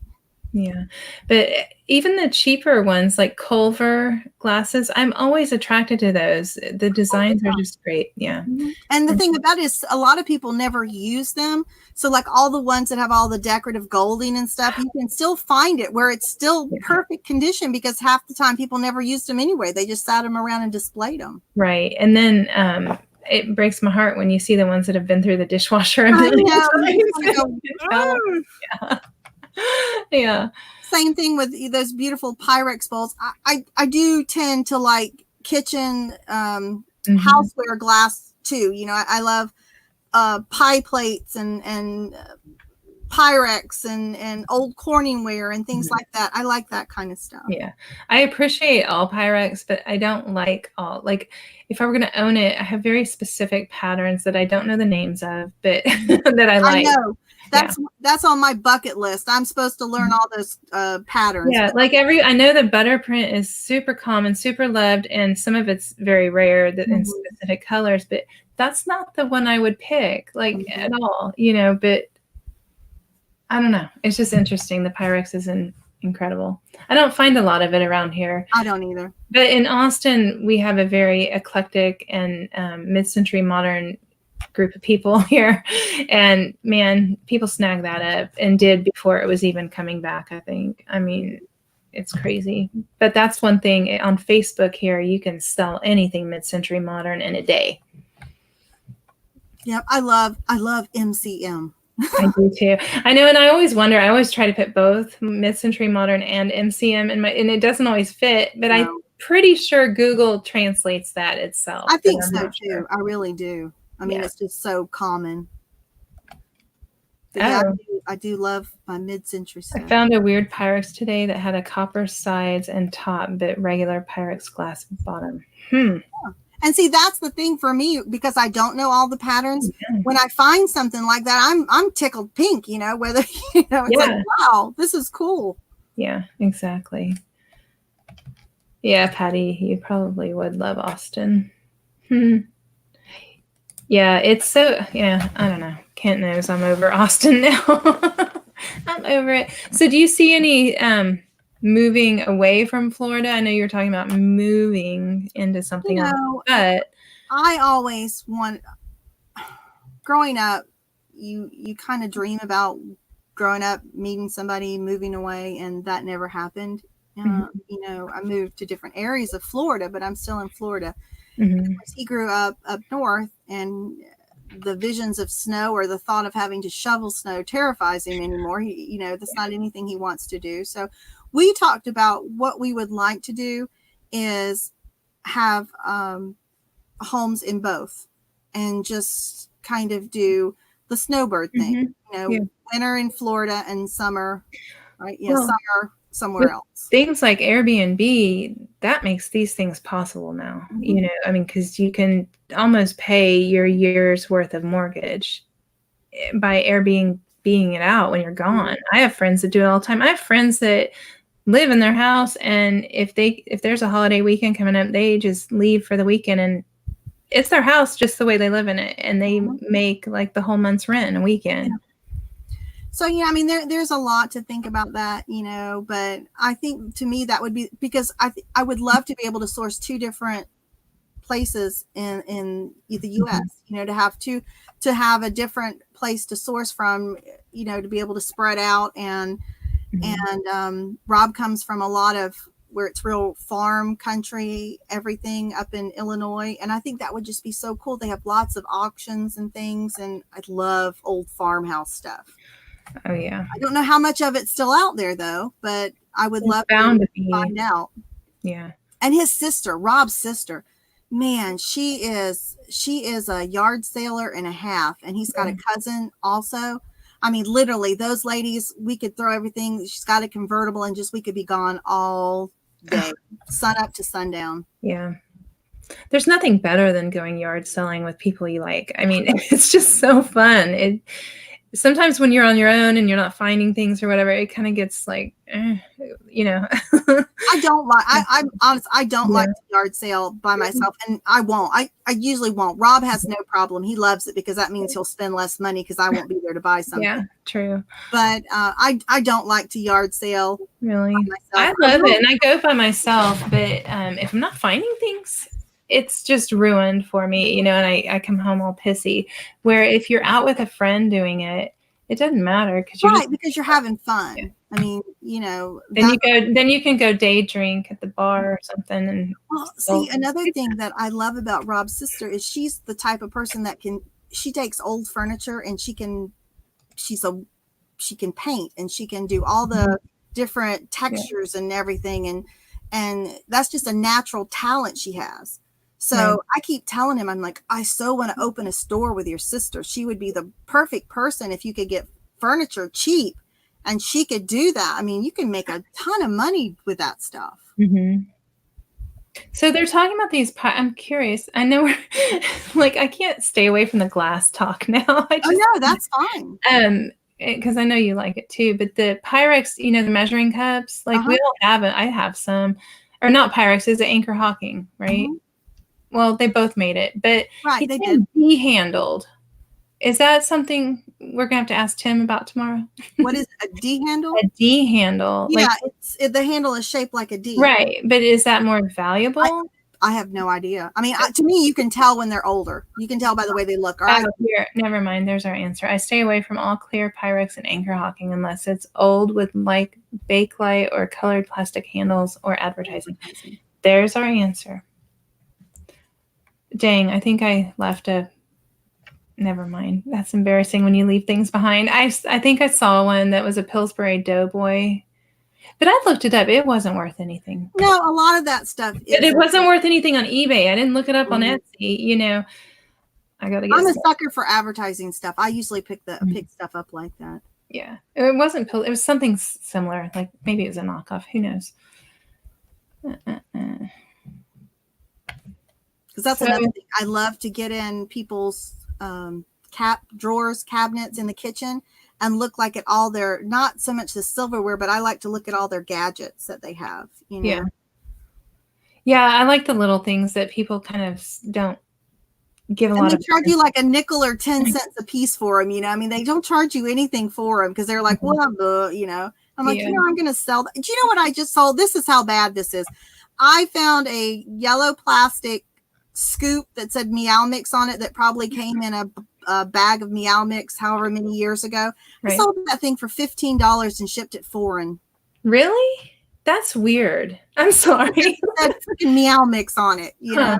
Yeah, and that's like 2 pictures, if that. And I also sold, you know, when we used to have powder detergent for Cheer, you had a scoop, the Cheer. I sold one of those for $15 as well, and then the writing, half of the writing was off of it because it'd been used so much. Got that out of the garbage somebody was throwing away at an estate sale. Rob was digging through there, so I thought I'll just look in there. I said, "How much for?" She's like, "Whatever you can take out of the garbage, take it." I said, "Okay." Okay. Now, last night you were telling me you're not a dumpster diver. No, I'm not a dumpster diver, but I will look through a garbage can. Okay. I can't fall in a garbage can. A garbage can cannot compact me if I fall in. So okay. I am bad about looking through free boxes too. When people at the yard sales, they always have a free box. Yeah, no, but sometimes that's where the value is. I'll say, Lisa, you need to buy something before you take out the free box. I said, it says it's free. So, you know, I try not to take the whole box, but you know.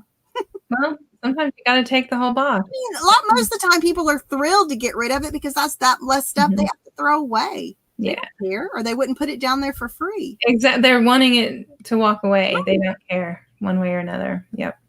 I agree. And I love, like in a thrift shop, I love when you see just a cardboard box with no marking or advertising on it. Like you don't know what's in it. For some reason that excites me so much because there's been a few times I'll go, what is it? And it's something good, you know? Mm-hmm. So now every time there's that hope that it's just going to be something incredible, and nobody opened that box because they were too lazy. Yeah. Well, that's what, you know, when I go to the bins, most of the time people don't go all the way to the bottom of the bins because it's so deep. For small things, and you can find some very valuable things at the bottom of the bins only because people are too, I don't say lazy, but you know, they're too much of a hurry to find the big things that they forget that there's little things that can be worth quite a bit as well. Yeah. And that's how Mike, the crazy card, does it. He sits back and lets everybody else take all the, you know, the cream of the crop. And then he gets those treasures that nobody knew about, that nobody That's what I do. Research. One of the crazies that goes in first. And I'm like, go for it. Because I can't deal with it anymore. Yeah. You go through it. And then I'm going to walk around the edges and look at the stuff people throw out on their way, you know, when they're going crazy. And then when everybody's done, I'll come in and I can get to the bottom and see what they've left. Yeah, and it's incredible, like the things that he gets. There was my favorite piece ever. One day I'm going to buy it from him if he ever sells it. And I know this isn't correct. It's a piece of ivory, but I figure if ivory's already been made, like honor it, and that's how I look at it. Like, what are you going to do with it? Throw it away? I mean, it's better to do what. Yeah, it's just the most beautiful. Done. Yeah, it's the most beautiful thing. And you know, he got it at an auction, and I'm sure it was like that. Like nobody really thought about it being ivory, maybe.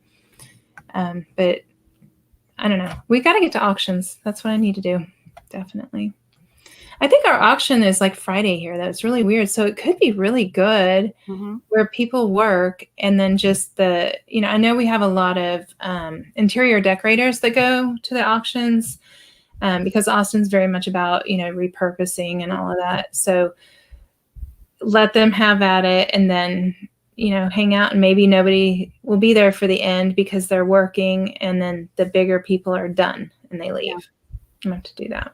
We have the auction company that one of the ones we go to, they have a Tuesday morning auction, which is great because that's when, you're only going up. Most of it is resellers that are doing it full time, because you're not going to get the people that are going to bid on it, that are going to make it go up so high where there's not money to be made in it.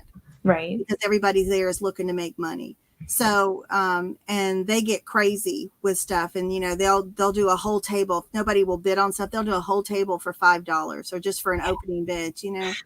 Yeah, and I think we're not doing that anymore. So, I think what Mike does, maybe yours does this, and correct me, Mike, if you're in here, correct me if I'm wrong. But I think if he gets boxes and stuff, he takes the pieces he wants out, and they leave the rest, and then someone else can take that. And sometimes he's the one that takes the rest for nothing.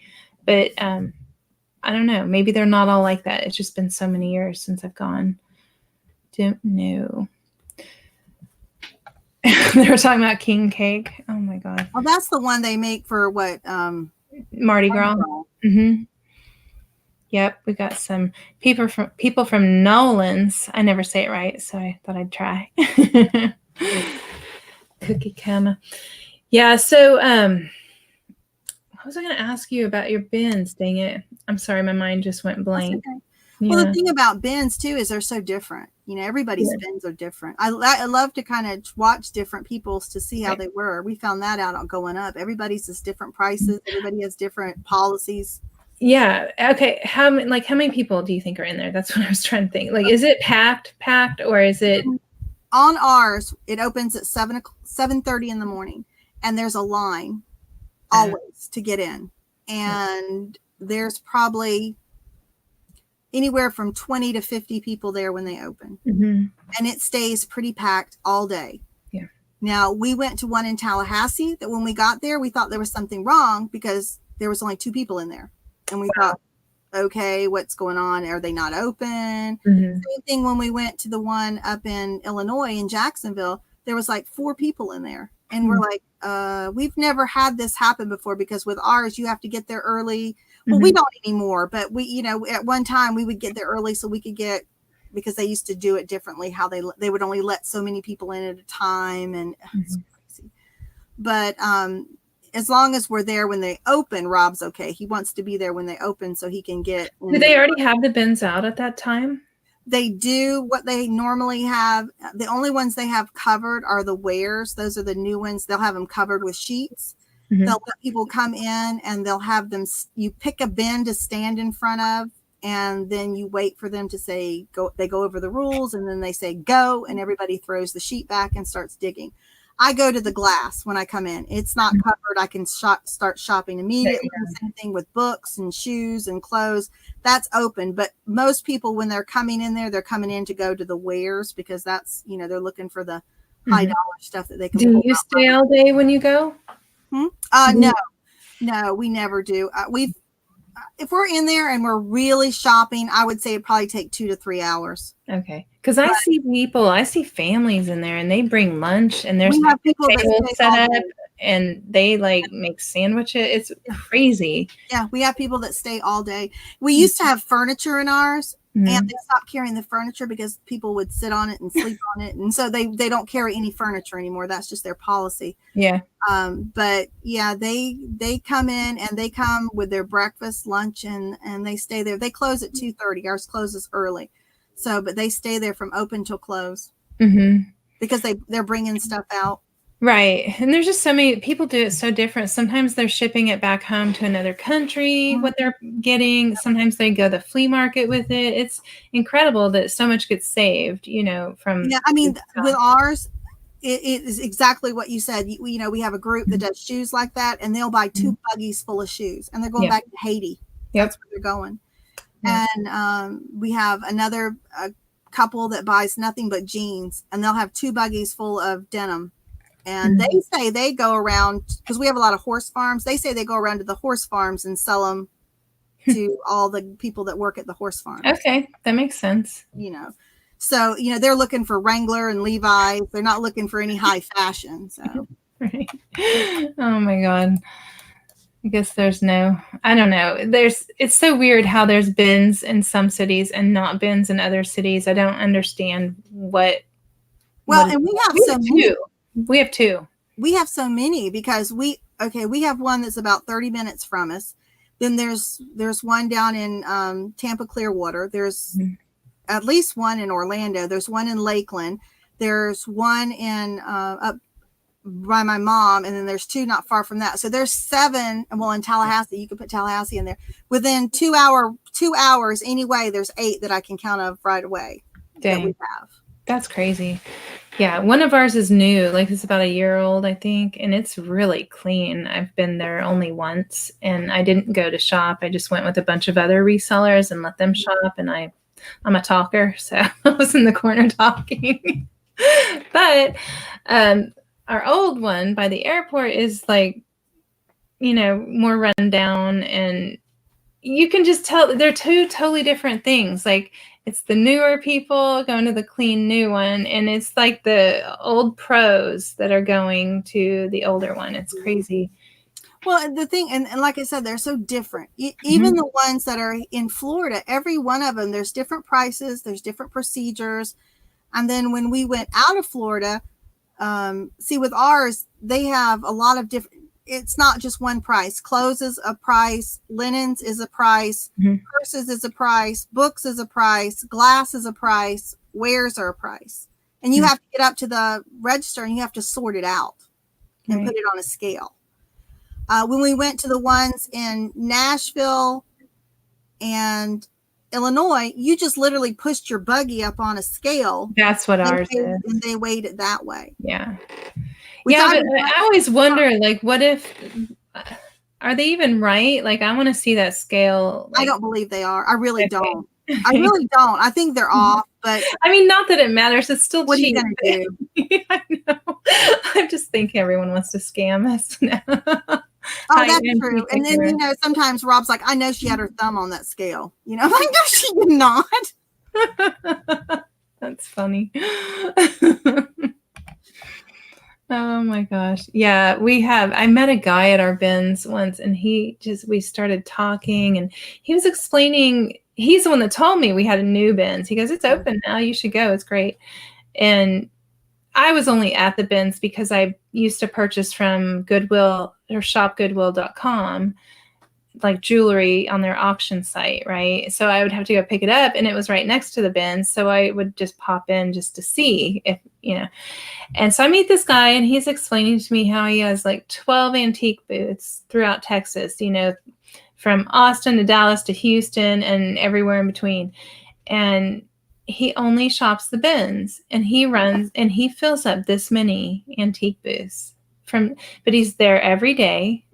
And then he's got his route that he makes, once a month or twice a month, and he makes the route. I'm like, that's pretty fun, honestly. If you ask me, that would be a great way to do it. When Rob and I go to the bins, there's regulars they're everyday shoppers. We know them.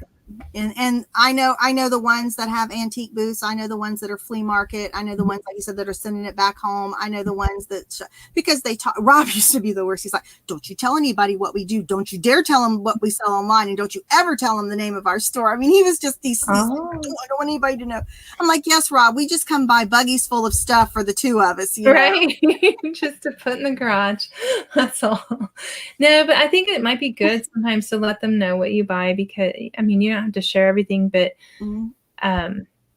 they might find something and say, hey, I don't want this, but I thought you might.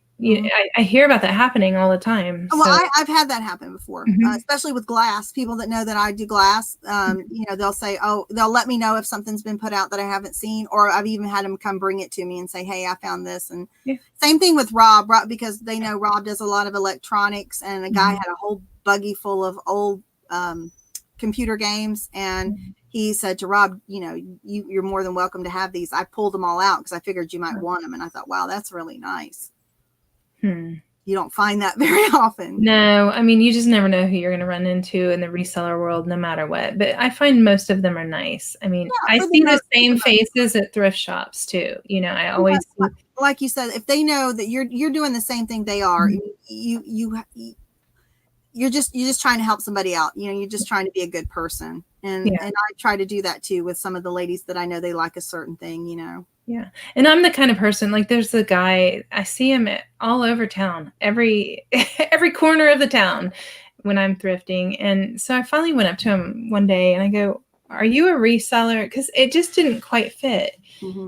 And he's like, "No, I just like to shop and I like thrift stores." I go, "But I see you everywhere." So I thought I'd introduce myself, and he's like an older man. And it was just so funny because our conversation, we stood in a thrift shop for an hour talking, first of all. Mm-hmm. I have issues, but you can normally go reseller. But in him, I thought he must be because I see him all the time. Mm-hmm.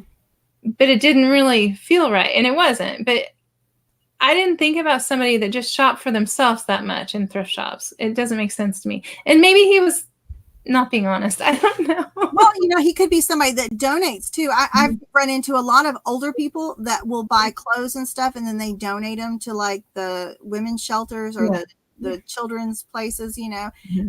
and they just are doing it, I think, because they want to get out and go to the thrift stores, and it's a way they don't have to spend a lot, but they're still able, Yeah. No, that's not. I know that. Maybe third removed. Oh, I hate those Goodwill cart stalkers. Oh my God, I can't. There's some bad people in the thrift shops, man. Or they will like get too close to me if I'm looking through clothes. Don't you dare get close to me, and don't you dare head towards me. Like I'm like, I get a little pissy about that. I have an advantage to that because as a larger woman, I can spread out. And when I want to spread, I can be like a linebacker. I'm lining up in front of my bin, and I can push it out, and they're not getting by me. It's like a peacock. Put the feathers out. I'm just spreading out, Kent, did you see my shirt that Georgina sent me? It says, "I'm sorry. Did I roll my eyes out loud?" I'm like, I can't even read it. Cute. G.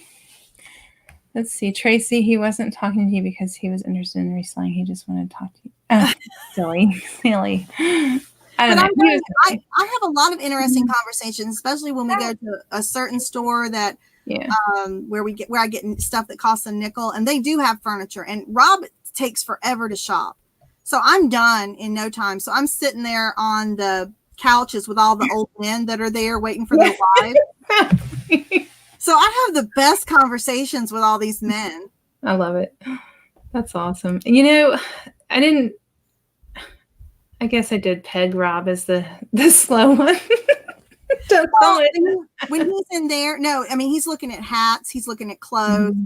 He's looking at electronics. And when I go in there, take forever. Clothes takes forever to go. I'm looking at glass and crafts. And I've been in that store so long, I can pretty much go through it in about 10 minutes. And then, he's back there going through bins that they have stuff. And so I just go sit down. Yeah. Yeah, I don't know. Like, I'm changing my ways. I'm doing clothes more because if I look upstairs, I don't have hardly any clothing listed. Hi, Rob. You made it back. Nice. So it's kind of freaking me out because it is the one thing that sells consistently. It's nice to have. Mm-hmm. I want my whole rack filled with clothes, but I don't ever want to outgrow the rack. Well, I don't even have half of it filled right now. So I need to do the heavy sourcing of clothing. Mm-hmm. And that's a process that it gets boring to me in a thrift shop. Sometimes it does. I agree. Unless I'm finding things. If I'm finding things right off the bat, I can go and go. But, when you have that feeling, there's something there, I'm going to have to get it, but it's going to take me 2 hours to get there. It's a toss-up. It depends on my mood. I watched Rob, the Aussie VH thrifter, his last video about when he went out sourcing. It amazes me how much some of their stuff costs. And I know it's in Aussie dollars, which is different than our money still, but he's holding up a shirt and it's like $5 for a unit shirt. Well, everything's like their minimum wage is super high too. I think their minimum wage is like $16 or something. It's just, I guess it all works out in the end maybe, but I think it is expensive. I guess because I'm equating it to if that was, US dollars and everything. And I'm like, my God, I'd never be able to buy anything in that store. Well, I still think it's expensive, I'm sure, but that's how it is here. Chernot came. He only went to a couple thrift shops in Austin. He thrifted the way from Houston to here. And he's like messaging me, goes, $5.99 for a t-shirt. I'm like, that's cheap. I'm like, that's cheap. So that just means you have to find the right t-shirt, right? I mean, it happens. But our thrift shops, we had a $200 dress in there. I'm like, really? A $200 used dress? What are you thinking? And it wasn't anything great. It wasn't a Gucci or a Yves Saint Laurent or anything, great. It was just the weirdest thing. The shoes are very pricey, but they'll miss some. They totally miss them, so I have to look for that. And sometimes I just have to pay up. That's all there is to it, and take what I can get, especially if I'm not finding much. David says, would you consider going to the bins, Tracy, or auctions? Auctions. I'm really not a bins person. I will go. I'm not afraid to go.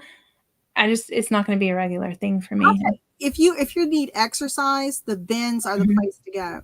Yeah. Especially ours, because they're so low. When I come out of there, if we've done like a 2-hour bins, I'm exhausted because all the bending over, and the way ours works is your buggies have to be against the wall. You can't carry them with you. So if I'm getting a bunch of stuff, I have to constantly, as soon as I have an armful, I have to go put it in the buggy, and then I have to go back and I have to go back. So, it really becomes a workout. I tell Rob all the time, when I'm always the next day, I really feel my age because I'm so stiff and sore from all of it. Yeah, that's so true. That's how $12 to $25 for shoes. That's us. And not at all places. Like, I've still got my honey hole, $5 shoes.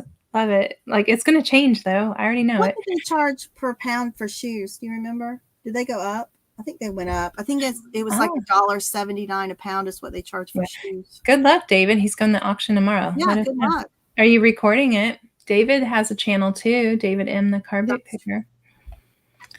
And hey, Drew, how are you doing? Highest standards of living in the world. Australia, the lucky country. Nice. My chat's jumping. Okay, so Wendy is in an area that spends $5 or one shirt. Okay. Yeah. And I mean, honestly, I don't mind that they do that, because if they're just doing an overall flat rate, that's fine. Like, do it, and then it'll move to the color of the week or whatever to go on sale. So that doesn't really bother me, but most of mine do individual pricing. So, a coat is going to be $20, $25 sometimes, and it's just going to be something basic. Like, they get it wrong, but it's a weird stuff that looks dumb but is high dollar. And that's what I'm looking for. That's what we find. If we go into a normal Goodwill, what we call normal Goodwill, that's not an outlet, that's what we look for. We look for the mistakes they make, because that's the only thing that there's money to be made. Yeah. And like Savers, we always have coupons, and I take advantage of that, and using credit cards with rewards. I mean, there's other ways to make it work for you, but the fact is the prices are going up. And for me personally, the prices I can sell most basic things is going down on eBay. So that's making me have to rethink what I'm doing. Now, other people are out there doing better, and I don't know why, but they are. So I just know what's going on with me, and you have to change with the times. What are you going to do? Yeah, I mean, Rob and I have talked about that since we both, again, if you go all the way back to when we first started selling, all the times that we've changed. And in 2012, when we went full time, we have changed and morphed with the time. And that's just one thing you have to go into this knowing that you're going to have to be flexible and pay attention to the market and what's going on, and then handle your store or your business accordingly, because that's the only way you're going to survive. If you go in thinking this is the only way I'm going to run my store, you're not going to be successful for long. Don't talk down to me.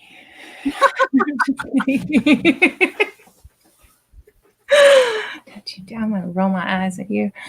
No, it's cool though. I'm ready for yard sale season. I took it pretty easy on yard sales last year. I was kind of starting up YouTube. I was dealing with, going to the doctor a lot and stuff. And this year I'm so ready. I'm going to be out there every weekend. Because that's where for me, that's where the real money can be made. Yeah, it is. I mean, it really is. It's the yard sales, or like you said, for us, we try to do the same thing. People that want to try and do their own estate sales, they'll use smaller companies, or they'll try and do them themselves. Yeah, that's where you normally can get your best deals. And it's funny, you're still going to find the overpriced ones, but that's just the way it is. I mean, my thing too is a church sale. I love a good church sale. Yeah.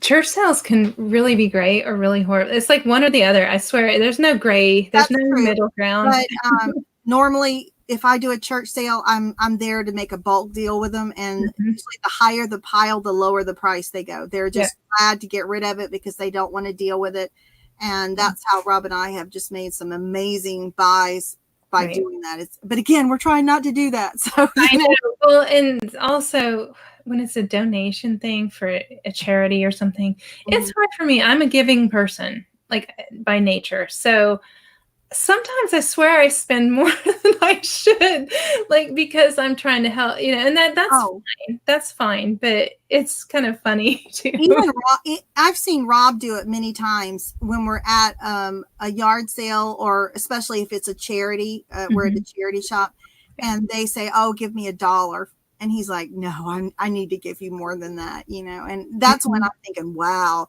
it must be really worth something if he's giving him more money. But, I just think that's a decent thing to do. You don't have to do it, of course, because most of the time they're happy with $1. But, if you can, I think that's a great thing to do. Yeah. Oh, God, the blow molds, Natalie. That's one of my favorite things to find, I swear. We still have the ones he got at Christmas. He didn't get them on before Christmas. So. Man, I've sold so many Christmas things. Well, I mean, not a ton, but I've sold, plenty after Christmas. It makes me so happy. We're going to put them on and just leave, because again, we have the big store.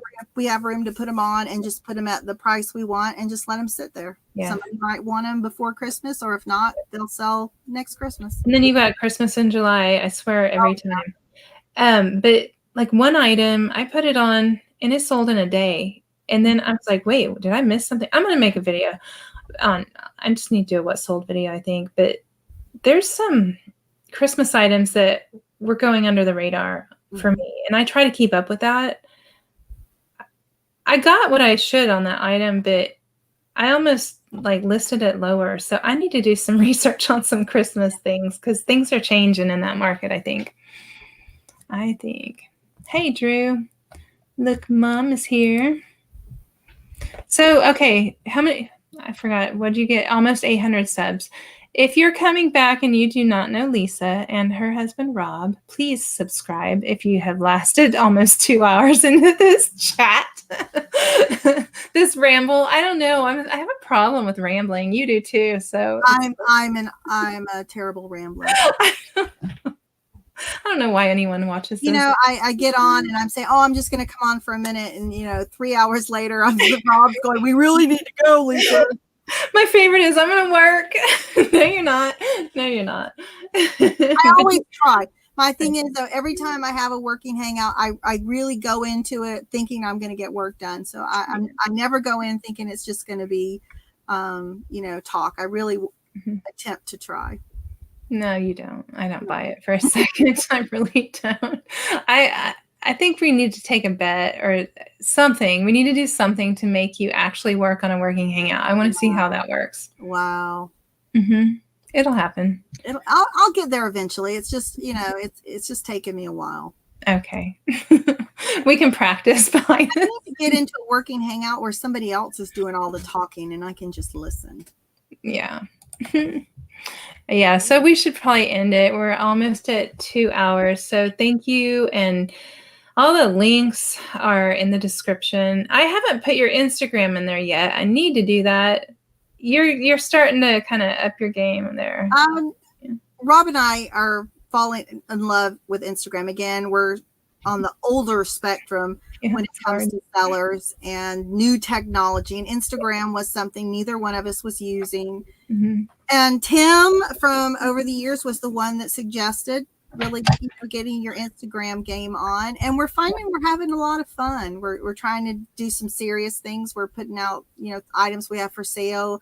we're doing some silly things on there. He kind of needs to teach a little. He needs to put a video out. I would love to have a class on Instagram. I know. I mean, I get it, but I don't. You know, I mean, I don't think I'm doing everything right. If there's a right way, even I don't even know. I think we're up to like almost 400 followers, which is great because again, you know, we started with 0 and we haven't been doing it for that long. So, and it doesn't take up a lot of time and it's a blast. I'm really, really enjoying it. And it's a great way to be able to connect with people. So it really is. And, so I'll remember to check it because you would send me a message and you'd say, I sent you a message on Instagram. I'm like, I never checked that. Yeah, I don't do that anymore. I couldn't find you on Facebook. That's all. No, so I'll put your Instagram down below too. So hopefully you can grow that. And then I also have it linked below the Plush video we did. And because, you know, that got such a good response, researching items. So I do want to do that again soon. And I do want Natalie to do video games with me. I've already made a thumbnail for that. I haven't even talked to her about that. Because that's in Rob's wheel well. It's not mine. And there could be times when I'm out alone and I would love to know what I'm looking at. So that would be and I think she's the chick to teach me for sure. So Natalie, I just haven't really looked for her on social media yet. I need to do that. I'm a slacker. So what else? What do you have coming up that you need to plug besides needing your 1,000 subs? Well, you know, it'll come. Not much. Rob and I are going to try and get back out in the garage. I mean, that's a big goal, to get back out there and get some organization done, find more things. It's like going yard sailing for free, you know? Yeah. We go out there, and so that's what we're going to be mostly working on. Probably do some lives, you know. You don't really schedule your lives, do you? Kind of, or no? Yeah. I don't know why. We never picked a certain time. I mean, usually it's in the evening, but it might be later. I mean, it just kind of depends on what's going on, how we feel. Sometimes Rob will get a wild hair. He's at one time at midnight. You want to go live? Sure. Why not? You know? I love that. I love it when people do that. I'm like, yes. It's just at the spur of the moment. Or I might get a message saying, are you going live tonight?